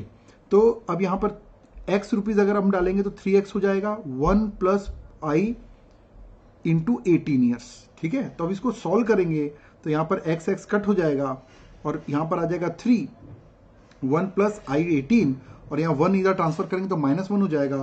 तो 2 is equal to i 18, i is equal to 2/18 is equal to 0.11 i है, तो रेट निकालने के लिए इंटू 100 कर दीजिए, तो 11.11% रेट।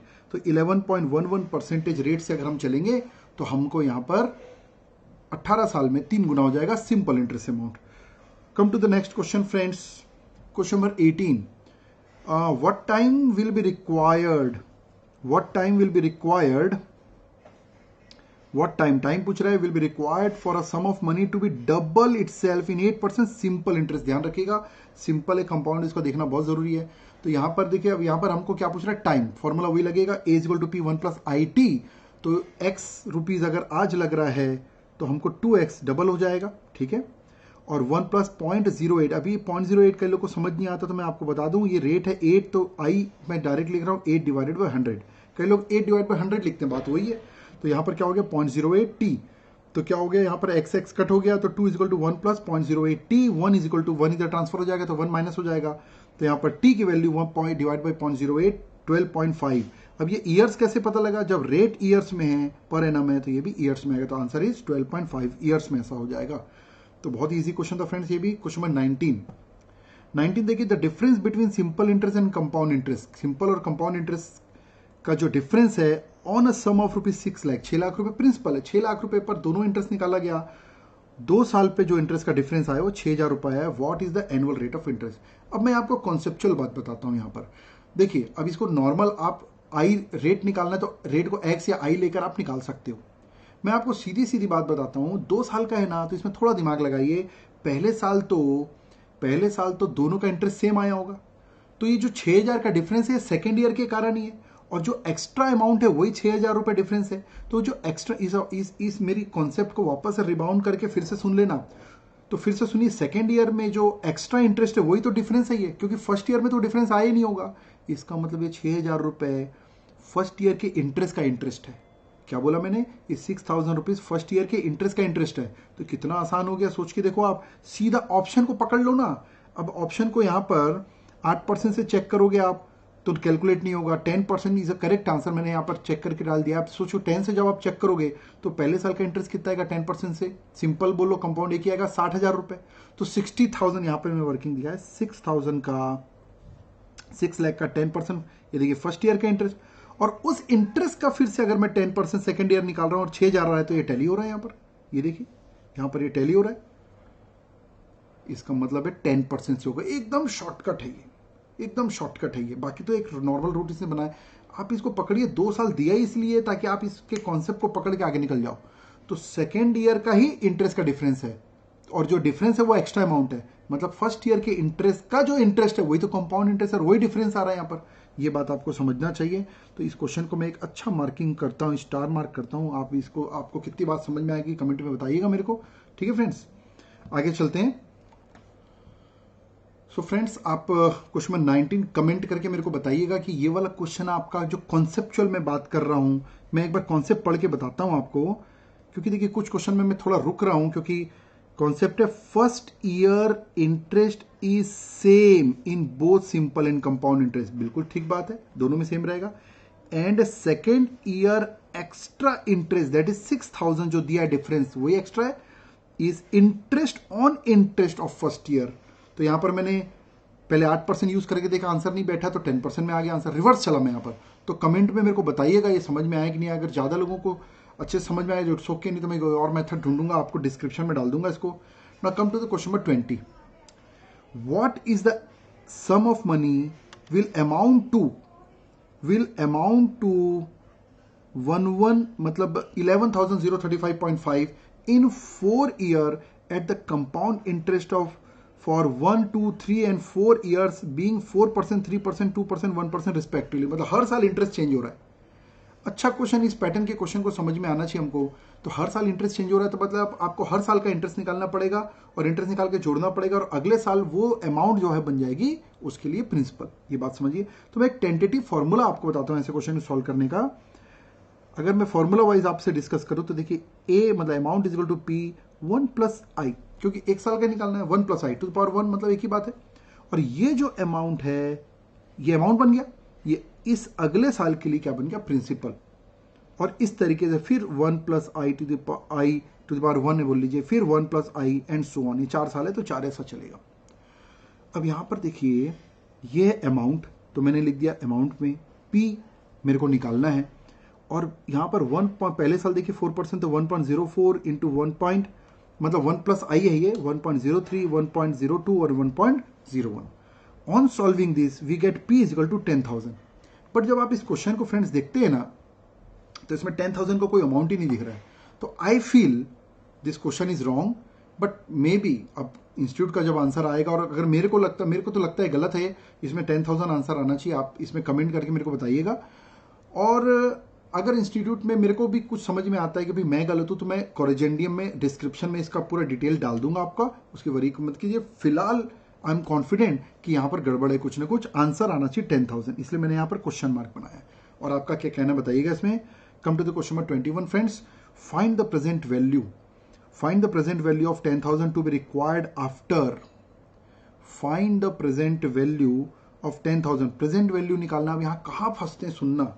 जैसे ही हम पढ़ते हैं ना दोस्तों प्रेजेंट वैल्यू, तो हम प्रेजेंट वैल्यू ऑफ एन्यूटी का फॉर्मूला लगाने शुरू कर देते हैं। भैया प्रेजेंट वैल्यू पूछा है, एन्यूटी है कि नहीं, देखो आप, of ₹10,000 to be required after 5 year.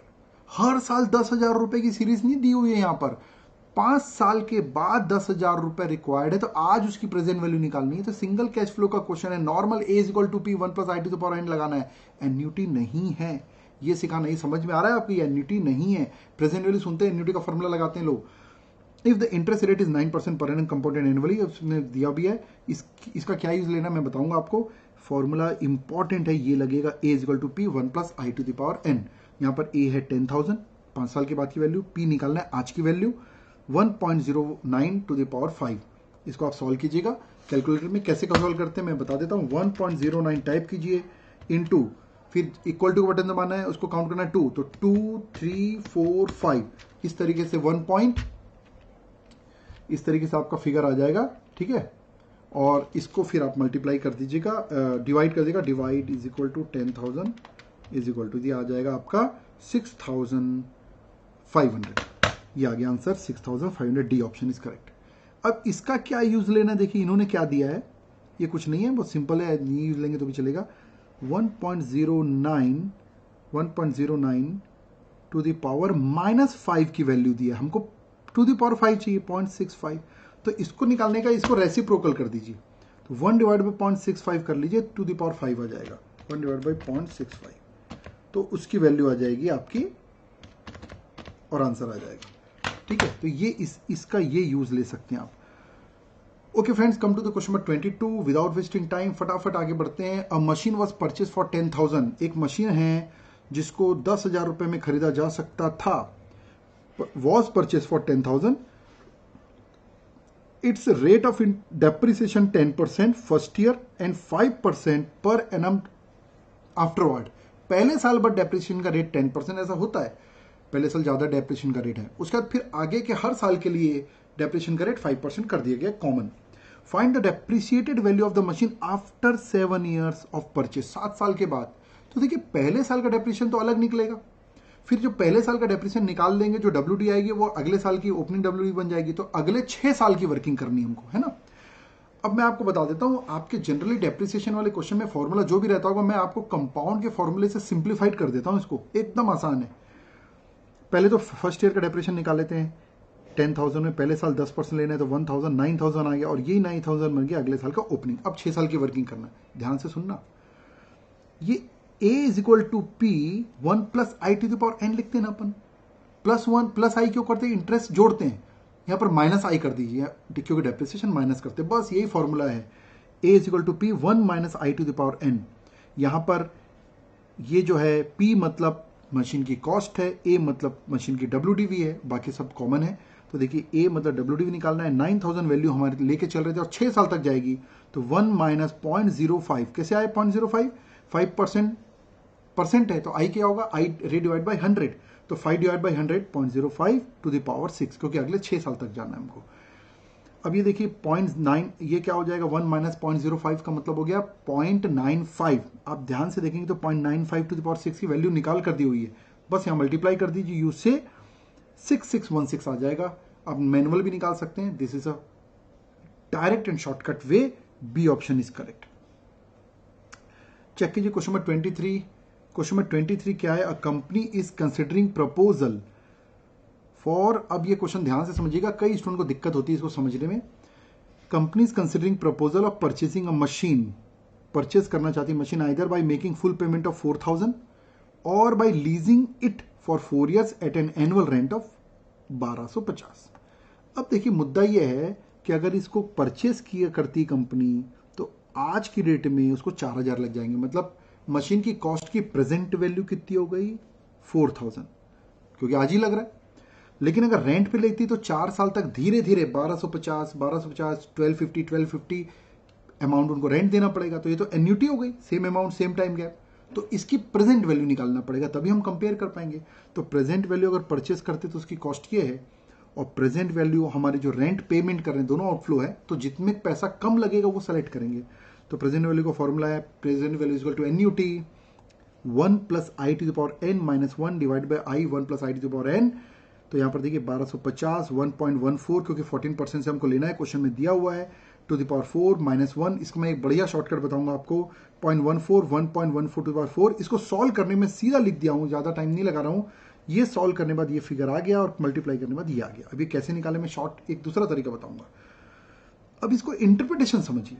अगर मशीन आप परचेस करते हो तो आज की वैल्यू में 4,000 लग रहे हैं, और रेंट पे लेते हैं तो भले रेंट आपको 4 साल में 1250 के हिसाब से आपको 5,000 देना पड़ रहा है, लेकिन वो आज की वैल्यू तो है नहीं। How can you compare the present value 4,000, वो तो आज की वैल्यू और 5,000 कंपेयर नहीं कर सकते, उसकी आज की वैल्यू ये है 3642। तो देखिए दोनों ही कॉस्ट है, दोनों तरफ जब कॉस्ट का हम कंपेयर करते हैं ना दोस्तों, तो जो कॉस्ट कम रहती है उसको सेलेक्ट करते हैं। तो देखिए कॉस्ट ये कम है किसमें, लीजिंग में, तो leasing is good, option A is correct. ठीक है, अब मैं आपको ना ये वाला कैलकुलेशन थोड़ा एक ही अलग ही तरीके से बताने की कोशिश करता हूँ कैलकुलेटर में। ये देखिए इसको कैसे निकालते हैं। कैलकुलेटर में टाइप कीजिए 1 डिवाइडेड बाई 1.14। ठीक है, इस टाइप का कैलकुलेटर में टाइप कीजिए 1 डिवाइडेड बाई 1.14, है ना, ये 1 डिवाइडेड बाई 1.14।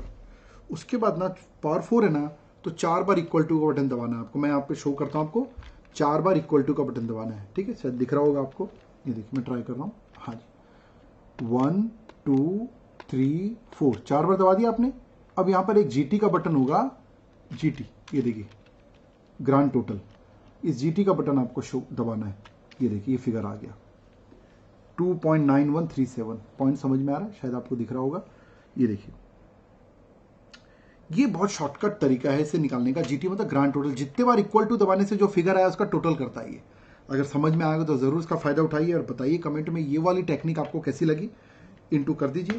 तो now A option is correct. Interpretation का क्वेश्चन है, जब रिवेन्यू कंपेयर होंगे ना तो दोनों का प्रेजेंट वैल्यू निकालेंगे और हायर रेवेन्यू को सेलेक्ट करूंगा। जब कॉस्ट कंपेयर होंगे तो दोनों को same level of present value पे लाकर मैं कॉस्ट को कंपेयर करूंगा, लोअर कॉस्ट को सेलेक्ट करूंगा। यहाँ कॉस्ट है दोनों तरफ। आई होप आपको क्वेश्चन नंबर 23 समझ में आया होगा। इसमें कई लोगों को दिक्कत होती है, बताइएगा मेरे को आपको कैसा लगा। मेरे को ज़्यादा कमेंट लगेंगे तो मैं इसमें एक सेपरेट वीडियो इस क्वेश्चन के लिए, इस टाइप के क्वेश्चन के लिए सेपरेट वीडियो आपके लिए डालूंगा। क्वेश्चन नंबर 24 में आ जाइए दोस्तों। यहाँ थोड़ा क्वेश्चन मार्क मैंने बना रखा है, मेरे को लगा थोड़ा गड़बड़ है, चलो चेक करते हैं। अब क्वेश्चन नंबर 24 में लिखा है, a man borrow 4,000 from bank at 10% compound interest at the end of every year. End of every year तो हर साल अगर हम एंड में करते हैं तो उसको एन्यूटी रेगुलर बोलते हैं अपन, ठीक है। ₹1500 as part of repayment of loan and interest, मतलब इंस्टॉलमेंट। लोन 4,000 लिया है, 4,000 एंड 1500 की इंस्टॉलमेंट जो है हर साल ईयर एंड में पेमेंट कर रहा है वो। अब चलेगी जब तक, how much is still owe to bank after 3 such installment. 3 installment देने के बाद बैंक के पास कोई लोन बचा है क्या, ये आपको बताना है।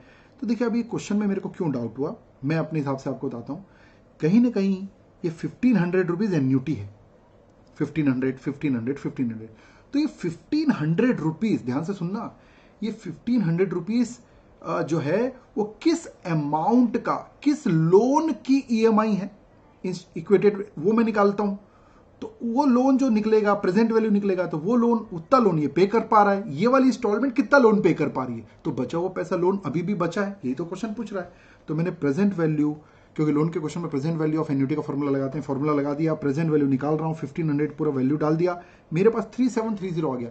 इसका मतलब है 1500 की 3 इंस्टॉलमेंट अगर मैं इस रेट से जमा करता हूं ना तो 3730 का लोन रिपेमेंट हो जाता है। या उल्टा बोलता हूं, 3730 का लोन अगर मैं लूंगा तो 1500 की 3 इंस्टॉलमेंट में इस रेट से पूरी खत्म हो जाएगी। इसका मतलब लोन तो 4000 लिया था हमने, तो मैंने निकाला 4000 का लोन और इतना पे हो गया, तो ये हमारा अभी भी बच गया। तो मेरे हिसाब से 269 अभी भी बैंक जो है लोन बचा हुआ है, लेकिन इसमें मेरे को कोई ऑप्शन नहीं मिल रहा। तो हो सकता है मेरी इंटरप्रिटेशन की कोई प्रॉब्लम हो, या फिर आप इंस्टीट्यूट क्या करती हो तो देखेंगे। तो इसको भी मैं डिस्क्रिप्शन में बाद में इंस्टीट्यूट का आंसर आएगा तो और कुछ दिमाग लगाऊंगा और बताऊंगा, बट मेरे हिसाब से 269.2772 आंसर आना चाहिए, जो कि इसमें मेरे को नहीं मिल रहा है, इसलिए क्वेश्चन मार्क डाला हूं मैंने।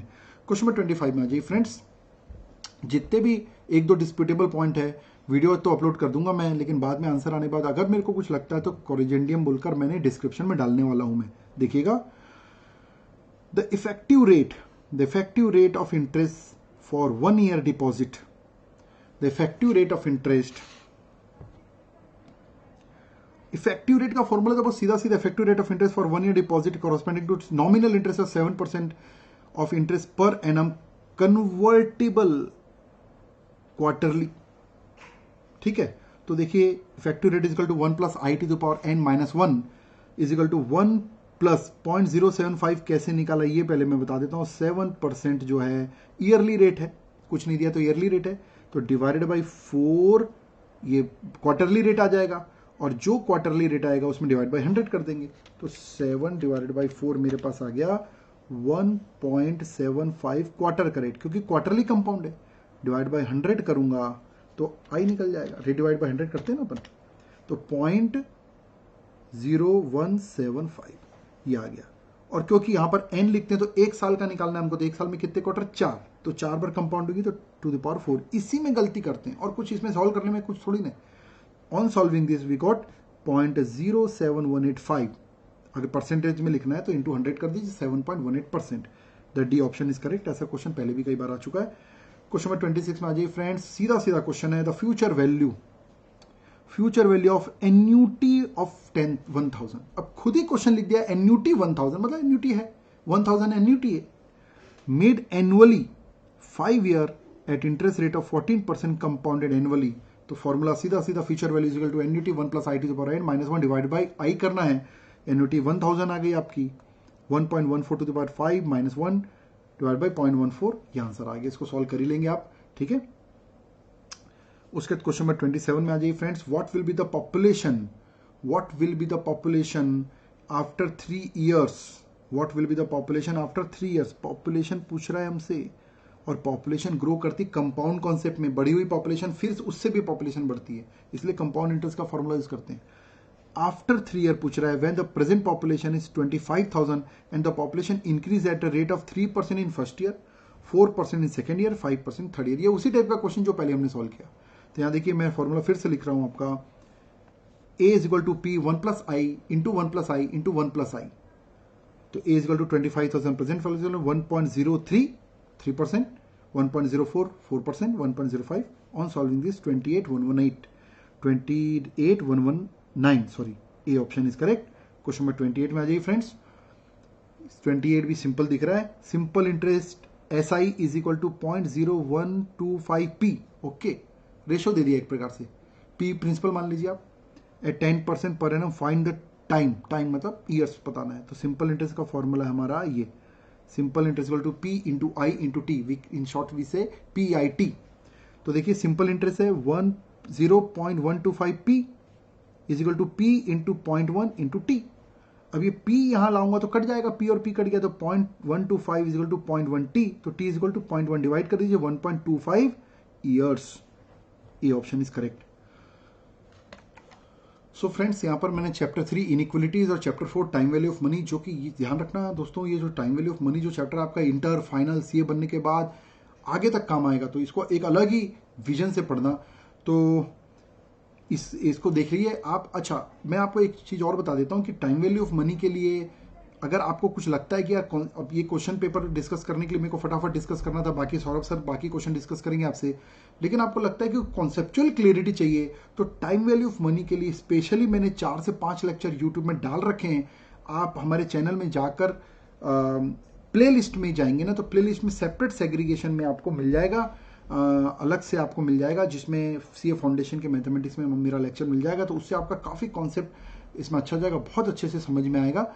और आप हमारे ऐप में भी जाकर इसको देख सकते हैं, ऐप में भी हमारा डला हुआ है, इसके ऐप भी हमारे डिस्क्रिप्शन में आपको मिल जाएगा। ओके फ्रेंड्स, इसमें कुछ अगर मिस्टेक रह गई होगी इसमें तो मैं आपको डिस्क्रिप्शन में डाल दूंगा। Thanks for watching. प्लीज़ अगर हम लोगों के वीडियोस अगर आपके कुछ वैल्यू एडिशन हुआ होगा तो ज़रूर इसको शेयर कीजिए, इस चैनल को सब्सक्राइब कीजिए, अपने फ्रेंड्स को बताइए और आगे से आगे इसको पहुंचाइए। इससे हमारा हौसला बढ़ता है और हमारे को काम करने की प्रेरणा मिलती है। फ्रेंड्स, आपके इतने प्यार के कारण ही इतने सारे हमारे सब्सक्राइबर है, तो कहीं ना कहीं हमको और ज़्यादा मेहनत करने की इच्छा होती है, प्रेरणा मिलती है। बहुत बहुत धन्यवाद, thank you. Okay, again question आते हैं। क्वेश्चन नंबर 28 तक हो चुका है स्टूडेंट आप सबका, अब 29 पे आते हैं। तो 29 नंबर का जो क्वेश्चन है इसमें लिखा है, ये परमुटेशन कॉम्बिनेशन का क्वेश्चन है। क्वेश्चन में लिखा हुआ है the number of triangles that can be form by choosing the vertices from 12 point. 12 points है भाई, 12 पॉइंट्स है, मुझे ट्राइंगल बनाने। एक बात बताओ, ट्राइंगल बनाने के लिए कितने कितने पॉइंट का ग्रुपिंग करना पड़ता है? 3-3 पॉइंट का कॉम्बिनेशन लेना पड़ता है। तो नंबर ऑफ ट्राइंगल्स जो बनेगा 12C3, नंबर ऑफ ट्राइंगल बनेगा 12C3। मतलब 12 पॉइंट में से 3-3 पॉइंट का ग्रुप लेकर के, 12 पॉइंट में से 3-3 पॉइंट को कंबाइन कर करके, 12 पॉइंट में से 3-3 पॉइंट का ग्रुपिंग कर करके मैं कॉम्बिनेशन लेके मैं 12 पॉइंट में से 3-3 पॉइंट का कॉम्बिनेशन लेकर के मैं ट्राइंगल बना लिया। इतने सारे ट्राइंगल बनेंगे, मुझे पता चला इतने सारे ट्राइंगल बनेंगे। लेकिन मुझे क्वेश्चन में अब आगे पढ़ने से ये पता चला, मैं क्वेश्चन आगे पढ़ रहा हूं, 7 of which lie on the same straight line. मतलब 12 पॉइंट में से 7 पॉइंट जो है वो एक स्ट्रेट लाइन में है। ओफो यार, ये पहले मैंने क्यों नहीं पढ़ा? मैंने तो ये सोचा कि 12 पॉइंट है, मुझे इस 12 पॉइंट से ट्राइंगल बनाना है, तो मैंने 12C3 इतने ट्राइंगल बना दिए। बाद में मुझे पता चला, आगे पढ़ने से मुझे पता चला कि 7 पॉइंट जो है, इसी 12 में से 7 पॉइंट ऐसे हैं जो एक लाइन में, स्ट्रेट लाइन में। तो ये 7 पॉइंट मेरे को बोल रहे हैं, सर सॉरी सर, हम आपस में ट्राइंगल नहीं बना सकते, हम 7 पॉइंट कोलिनियर है सर, हम 7 पॉइंट एक लाइन में है सर, तो हम आपस में ट्राइंगल नहीं बना सकते। मैंने बोला यार पहले बताना था ना, मैं ये मान के पूरा 12C3 लिख दिया कि सारे के सारे 12 पॉइंट एक दूसरे के साथ ट्राइंगल बना सकते हैं।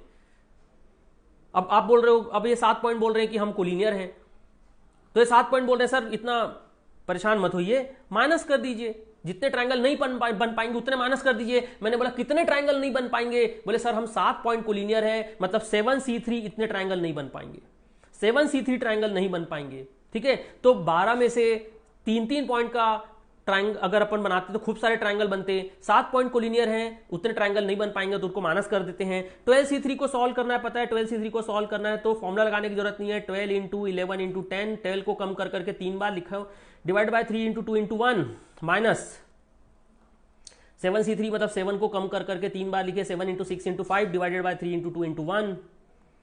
और फिर बस इसको कैलकुलेट कर लीजिए स्टूडेंट्स, ये बहुत आसान है। 220 माइनस 35, ये आपका कैलकुलेशन आ जाएगा, नंबर ऑफ ट्रायंगल आ जाएगा 185 ट्रायंगल बनेंगे टोटल। ऑप्शन ए सही आंसर आएगा। नेक्स्ट क्वेश्चन पे आते हैं, 30 नंबर का क्वेश्चन है, देखिए क्या लिखा है, ये भी परमुटेशन कॉम्बिनेशन का क्वेश्चन है। How many ways can the letters of the word failure, देखो FAILURE, in how many ways can the letters of the word failure be arranged so that, arranged word आया, arranged word मतलब क्या हो रहा है, permutation है, arrange so that arrange। एक काम करते हैं, 1 2 3 4 5 6 7 बॉक्स बनाते हैं, पहले 7 लोग हैं तो 7 बॉक्स बना लेते हैं, 1 2 3 4 5 6 7। और इस 7 बॉक्स में से कौन कौन से ऑड है, पहला box odd, first place is odd place, third place is odd place, 5th place is odd place और 7th place is odd place. Odd places में कौन कौन बैठेगा, किनकी डिमांड है, क्वेश्चन में लिखा है कॉन्सोनेंट्स में occupy the odd places only. Consonants कौन कौन से हैं, एफ एक ये हो गया, एल एक ये हो गया, आर 3 कॉन्सोनेंट है, बाकी 5 का है वॉवेल है। कॉन्सोनेंट 3 है, 5 वॉवेल है। इन कॉन्सोनेंट्स की जिद है कि हमको ऑड चेयर में बैठना है। ऑड चेयर है 1 2 3 4, 4 ऑड चेयर में, 4 ऑड चेयर में यानी 4 ऑड प्लेसेस में 3 कंसोनेंट को बिठाना है, तो 4 ऑड प्लेसेस में 3 कंसोनेंट को बिठाया जा सकता है 4p3 तरीके से इनटू। तो एक काम करते हैं, एफ मान लीजिए यहां बैठ गया, एल मान लीजिए यहां बैठ गया, आर मान लीजिए यहां बैठ गया। अरे एफ एल और आर 4 में से किसी 3 प्लेस में बैठेंगे तो कोई एक प्लेस तो खाली बच जाएगा ना। जो प्लेस खाली बच जाएगा उसको वॉवेल के लिए यूज कर सकते हैं। तो वॉवेल के लिए कितने चेयर्स हैं ये देखते हैं, वॉवेल के लिए कितने चेयर्स अवेलेबल है देखते हैं। वॉवेल के लिए एक चेयर ये अवेलेबल था, एक ये अवेलेबल था, एक ये अवेलेबल था, 3 चेयर हुए। और 4 ऑड चेयर में से 3 चेयर यूज हुआ है कॉन्सोनेंट्स के लिए, तो कोई ना कोई एक चेयर तो बचा हुआ है ना वॉवेल के लिए। तो 4 चेयर हो गए, 4 चेयर खाली चेयर है और 1 2 3 4 वॉवेल है, तो 4p4 आ जाएगा, यहां पर 4p4 आ जाएगा। बस इसको कैलकुलेट करते हैं, 4p3 24 होता है, 4p4 24 होता है आई थिंक, हाँ बिल्कुल। और इसको मल्टीप्लाई करोगे तो 576 आंसर आ जाएगा। 576 मतलब आंसर ए आ जाएगा, 576 मतलब आंसर ए आ जाएगा। 576 तरीके से इनका सेटिंग अरेंजमेंट किया जा सकता है। नेक्स्ट क्वेश्चन पे आते हैं, 31 नंबर के क्वेश्चन पे आते हैं। बहुत ही सिंपल सा क्वेश्चन, देखो क्या लिखा है, आपके सीए फाउंडेशन एग्जाम की बात कर रहा है। चलो एक बात बताओ, सीए फाउंडेशन एग्जाम में कितने पेपर हैं, 4 पेपर हैं। 4 पेपर में से अगर कोई एक पेपर में भी स्टूडेंट फेल होता है तो पूरा एग्जाम फेल माना जाता है। ऐसा नहीं है, सप्लीमेंट्री वाला रोल नहीं है कि 3 में पास हो, 1 में फेल हो तो एक का एग्जाम 15 दिन बाद फिर दे लेना, नहीं। 4 पेपर में से किसी एक सब्जेक्ट में भी फेल होते हो ना तो सीए फाउंडेशन आप एग्जाम फेल। 4 पेपर में किसी भी 2 सब्जेक्ट में फेल होते हो तो भी सीए फाउंडेशन आप फेल हैं। 4 में किसी भी 3 सब्जेक्ट में फेल होते हो तो भी नो सप्लीमेंट्री, आपको पूरा एग्जाम फेल माना जाएगा। 4 में से चारों सब्जेक्ट में फेल होते हो तो आप तो महान, बहुत महान, बहुत ज्यादा महान, आप तो फेल ही हैं फिर तो। चारों पेपर में आपको पास होना है अगर सीए फाउंडेशन, तो एक ही रास्ता है, बोलो क्या रास्ता है, चारों में पास होना पड़ेगा। चलिए पहला पेपर आप दे के आते हैं, आपके पास 2 चॉइस है, आप पास भी हो सकते हैं फेल भी हो सकते हैं, इनटू दूसरा पेपर आप दे के आते हैं, आप पास भी हो सकते हैं फेल भी हो सकते हैं, तीसरा पेपर आप दे के आते हैं, आप पास भी हो सकते हैं फेल भी हो सकते हैं, चौथा पेपर दे के आते हैं, पास भी हो सकते हैं फेल भी हो सकते हैं। मतलब टोटल आप 16 पेपर, 4 पेपर के लिए आपके पास 16 चॉइसेस हैं। 16 चॉइस का मतलब क्या हुआ पता है, 16 चॉइसेस का मतलब है कि आप 4 में चारों में पास हैं, या 4 में किसी 3 में फेल है 1 में पास है, या 4 में किसी 2 में फेल है 2 में पास है, या 4 में किसी 1 में फेल है 3 में पास है, या चारों में पास है, या चारों में फेल है। सारा केस 16 केसेस हैं, लेकिन आपको केवल एक ही केस ऐसा है जो एग्जाम पास करा सकता है। कौन सा केस, जब आपको चारों में पास हो। जब आप चारों में पास होंगे तभी आप एग्जाम पास कहलाएंगे। तो 16 केस में से पास और फेल वाला सारा केस है। 16 केसेस में पास और फेल वाले सारे केस हैं, केवल एक केस ऐसा है जब आप एग्जाम पास होंगे, दैट इज आप चारों में पास होंगे। तो बचे हुए 15 केसेस ऐसे हैं जब आप एग्जाम फेल हो रहे हैं, जब आप एग्जाम में फेल हो रहे हैं। 15 केस का मतलब समझ गए? 15 केस का मतलब यह है कि चारों में फेल, वो भी है इसमें। 4 में से किसी 3 सब्जेक्ट में फेल, वो भी केस 15 केस के अंदर आ रहा है। 4 में से किसी दो सब्जेक्ट में फेल, वो भी इसी 15 केस के अंदर आ रहा है। 4 में से किसी एक सब्जेक्ट में फेल, वो भी इसी 15 केस के अंदर आ रहा है। ये 1 क्यों माइनस किए? ये 1 कौन सा केस था? ये पास होने वाला केस था। और ये 16 क्या था? टोटल केस था। टोटल केस में से पास होने वाले केस को माइनस करोगे तो बचा हुआ केस फेल होने वाला केस है। मतलब आप सीए फाउंडेशन का एग्जाम 15 तरीके से फेल हो सकते हो। पास होने का केवल एक रास्ता है कि आपको चारों में पास होना पड़ेगा। नेक्स्ट क्वेश्चन पे आते हैं। चलिए बहुत ध्यान से, अगला क्वेश्चन में थोड़ा स्टार लगाऊंगा। क्या लिखा है? इन एन इलेक्शन, एक इलेक्शन में the number of candidate is 1 more than the number of member to be elected. जितने लोगों का सिलेक्शन करना है, जितने लोगों को सेलेक्ट करना है, नंबर ऑफ कैंडिडेट जो है उस इलेक्शन में उससे एक ज्यादा है। कहने का मतलब अगर 5 लोग को सेलेक्ट करना है, 5 लोग को इलेक्ट करना है, तो नंबर ऑफ कैंडिडेट जो है उस इलेक्शन में 6 है। अगर 3 लोगों को सेलेक्ट करना है, मैक्सिमम 3 लोग को सेलेक्ट करना है, नंबर ऑफ कैंडिडेट उसमें फिर 4 हो जाएंगे। लिखा है if a voter can vote in 254 different ways, the number of candidate कितने हैं। मैं काम करता हूं उसका बेस्ट तरीका, देखो इसको 2 तरीके से सॉल्व कर सकते हैं। मैं फिलहाल एक तरीका डिस्कस करूंगा। Let the number of candidate 8, मान लेते हैं 8 कैंडिडेट हैं।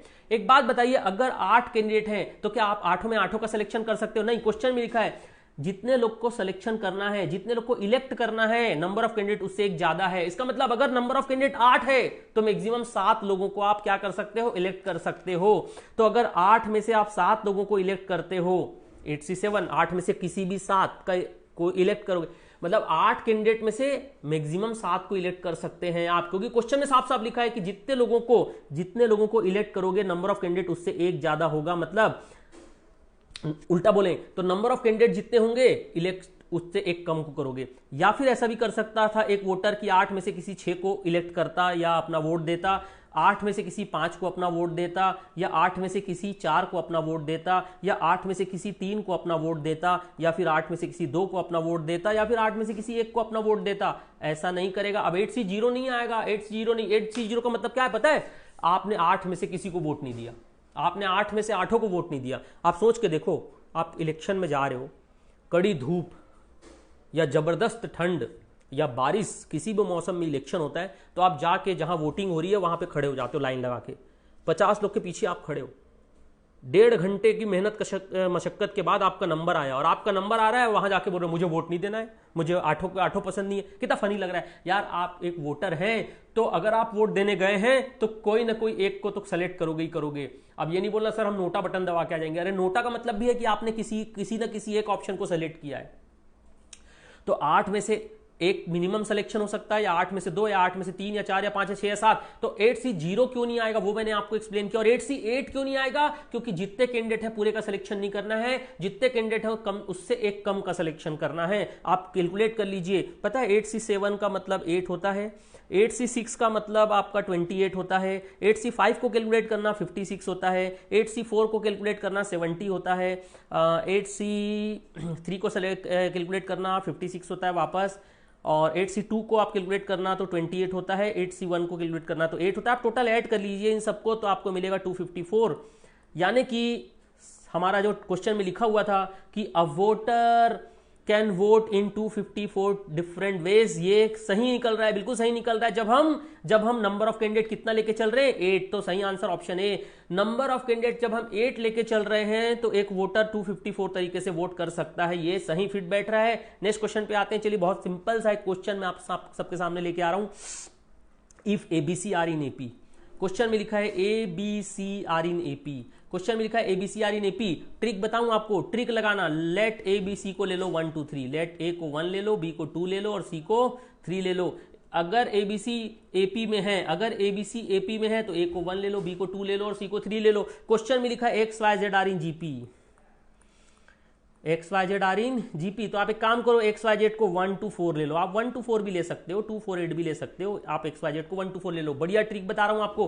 फाइंड क्या करना था पता है आपको फाइंड करना है x to the power b minus c into y to the power c minus a into z to the power a minus b. आपको ये कैलकुलेट करना था ना। एक काम करो, वैल्यू रख दो। चलो एक्स की जगह पे रख दो 1 का पावर 2 माइनस 3, y की जगह पे आएगा 2, तो 2 का पावर 3 माइनस 1, z की जगह पे आएगा 4, 4 का पावर 1 माइनस 2, कैलकुलेट करते हैं, 1 का पावर माइनस 1, 2 का पावर 2, 4 का पावर माइनस 1, दैट इज 1 का पावर माइनस 1 मतलब 1 इंटू 2 का पावर 2 मतलब 4, और 4 का पावर माइनस 1 मतलब 1/4, 4 4 कट जाएगा तो आंसर आएगा 1। आंसर 1 आ रहा है, या आपका आंसर 1, सही आंसर ऑप्शन ए आ रहा है। अगले क्वेश्चन पे आते हैं, चलिए 34 नंबर का क्वेश्चन, इस वीडियो का आखिरी क्वेश्चन, ध्यान दीजिएगा, बहुत इंपॉर्टेंट सा क्वेश्चन है। मैं तो कहता हूं भी जितने क्वेश्चन अपने डिस्कस किए ना, एक वन ऑफ द बेस्ट, बहुत बढ़िया सा क्वेश्चन ये बनाया गया है। क्वेश्चन देखिए क्या लिखा है, एक जीपी कंसिडर कर लेते हैं, एक इनफाइनाइट जीपी। बताओ एक इनफाइनाइट जीपी होता क्या है, a r square, a r cube, a r to the power 4 डेड इनफाइनाइट, यही होता है ना कि इनफाइनाइट जीपी। क्वेश्चन में क्या लिखा है, sum of the first 2 terms of an infinite GP is 15, शुरू के 2 टर्म का सम 15 है। तो एक काम करते हैं, चलो a plus a r equal to मैं क्या ले लेता हूं 15, a plus a r equal to मैं ले लेता हूं 15। इससे एक काम करें, a कॉमन लें, a कॉमन लेते हैं तो क्या बचेगा बताओ, 1 प्लस आर इक्वल टू क्या हो जाएगा 15, ठीक है। इसको नाम रख लो इक्वेशन नंबर 1। और अब देखते हैं क्या बोला है, एंड अब सबसे इंपॉर्टेंट लाइन, बहुत इंपॉर्टेंट सा एक बहुत बेहतरीन सा लाइन आ रहा है। मैं बोल सकता हूं कि इस क्वेश्चन को बहुत सारे लोग, ऑब्वियसली बहुत इंटेलिजेंट हैं आप सब लोग, बना लिए होंगे, पर बहुत सारे लोग नहीं भी बना पाए होंगे। देखो मैं बता रहा हूं, if each term is equal to the, इस जीपी का हर term sum of the term following it, मतलब इस जीपी, ये बहुत स्पेशल इस टाइप का जीपी है कि इस जीपी का हर टर्म जो है ना वो अपने आगे आने वाले सारे टर्म के सम के बराबर है। मतलब ए जो है ना वो इन सारे के सम के बराबर है। अगर ए को लेता हूं तो ए जो है ना अपने आगे आने वाले सारे टर्म के सम के बराबर है। अगर मैं ए आर को लेता हूं तो ए आर जो है ना वो अपने आगे आने वाले सारे टर्म के सम के बराबर है। अगर मैं ए आर स्क्वायर को लेता हूं तो ए आर स्क्वायर जो है ना अपने आगे आने वाले सारे टर्म के सम के बराबर है।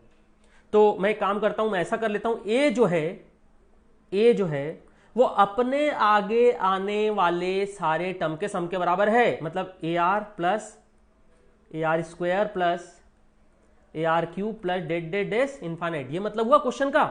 चलिए ए हुआ। अच्छा ये बताओ ये सम ऑफ इनफाइनाइट टर्म है कि नहीं है, ये भी सम ऑफ इनफाइनाइट टर्म है। सम ऑफ इनफाइनाइट टर्म तो ये भी है।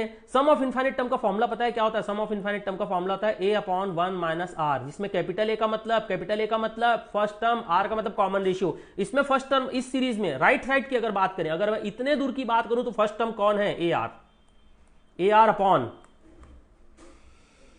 ए is equal to A r upon 1 minus common ratio. चलो इसका कॉमन रेशियो बताओगे मेरे को, इसका कॉमन रेशियो क्या होगा, इसका कॉमन रेशियो पता है क्या मिलेगा, इसका कॉमन रेशियो होगा दिस डिवाइडेड बाय दिस। अरे ए r square upon A R करोगे तो ए आर कटेगा तो बचेगा केवल क्या बचेगा, आर बचेगा। तो ये बन जाएगा A into 1 minus are is equal to A R, दोनों तरफ का ए कट जाएगा तो बन जाएगा 1 minus are is equal to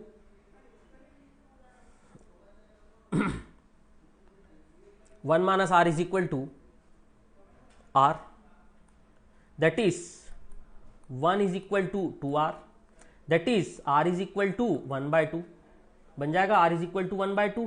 इस r का वैल्यू कहां रख दें, इस r के वैल्यू को कहां रख दें, इस r के वैल्यू को रख देते हैं इक्वेशन नंबर 1 में। तो फ्रॉम 1 देखिए, फ्रॉम इक्वेशन 1 क्या था बताओ तो, a into 1 plus r is equal to था 15, तो बन जाएगा a इंटू 1 प्लस आर की जगह पे 1/2 इज इक्वल टू 15। आपको यहां से a कैलकुलेट करिएगा तो a इंटू 1 प्लस 1/2 मतलब 3/2 होता है, a इज इक्वल टू आ जाएगा 10। आप कैलकुलेट करिएगा a इक्वल टू 10। चलो भाई a मिल गया और r मिल गया, a और r मिल गया तो कोई भी टर्म बनाया जा सकता है। क्वेश्चन में क्या पूछा है पता है, find the sum of the series. अरे भाई ये शुरू से लेके आखिरी तक का सम पूछा है। Find the sum of the series मतलब पूरे सीरीज का सम पूछा है। Find the sum of the series का मतलब इनफाइनाइट सीरीज का सम पूछा है, और पूरे इनफाइनाइट सीरीज का सम यानी सम ऑफ इनफाइनाइट टर्म का फॉर्मूला लगाना पड़ेगा पूरे सीरीज के लिए। पूरे सीरीज के लिए सम ऑफ इनफाइनाइट टर्म का फॉर्मूला होता है first term upon 1 minus common ratio. तो सम ऑफ इनफाइनाइट टर्म बन जाएगा first term 10 upon 1 minus common ratio 1/2 है। तो इस सीरीज का सम ऑफ इनफाइनाइट टर्म का आंसर आ जाएगा 20। सम ऑफ इनफाइनाइट टर्म का आंसर आएगा 20। आप देखेंगे 20 जो है वो ऑप्शन ए दिया हुआ है, इस क्वेश्चन का 20 जो है वो ऑप्शन ए दिया हुआ है। तो देखिए स्टूडेंट्स, आज इस वीडियो में आपके लिए 1 से लेकर के क्वेश्चन नंबर 34 तक कवर कर दिया गया है। एक्सेल एजुकेशनल इंस्टीट्यूट के द्वारा आपको पूरे के पूरे 100 क्वेश्चंस अवेलेबल हम करा देंगे। थोड़ा सा टाइम दीजिए हमें। अगला जो पार्ट रहेगा, मैं फिर से एक बार बता दूं, इस सॉल्यूशन का, इस मॉक टेस्ट के सॉल्यूशन का अगला जो वीडियो रहेगा पार्ट 2 और पार्ट 3, वो अगर आप देखना चाहते हैं तो आपको एक्सेल एजुकेशनल इंस्टीट्यूट का ऐप अपने मोबाइल में डाउनलोड करना पड़ेगा। फ्री ऑफ कॉस्ट है, कोई चार्जेबल नहीं है। और या फिर आप एक्सेल एजुकेशनल इंस्टीट्यूट का ऐप अपने लैपटॉप, डेस्कटॉप, ये एंड्रॉयड जिसमें भी आप चाहें तो डाउनलोड कर सकते हैं। एक्सेल एजुकेशनल इंस्टीट्यूट का जो ऐप है उसका लिंक एंड्रॉयड के लिए, और एक्सेल एजुकेशनल इंस्टीट्यूट का ऐप जो है फॉर डेस्कटॉप वर्जन आपको इस वीडियो के डिस्क्रिप्शन बॉक्स में हमने डाल दिया है। तो keep watching this video, keep watching the videos of Excel educational Institute. अभी तक आपने सब्सक्राइब नहीं किया है हमारी वीडियो को तो जल्दी से सब्सक्राइब कीजिए। बहुत सारे आपके काम के वीडियो आपको मिलते रहेंगे। Thank you so much, tata bye bye, good night. Next video में मिलते हैं बहुत जल्दी।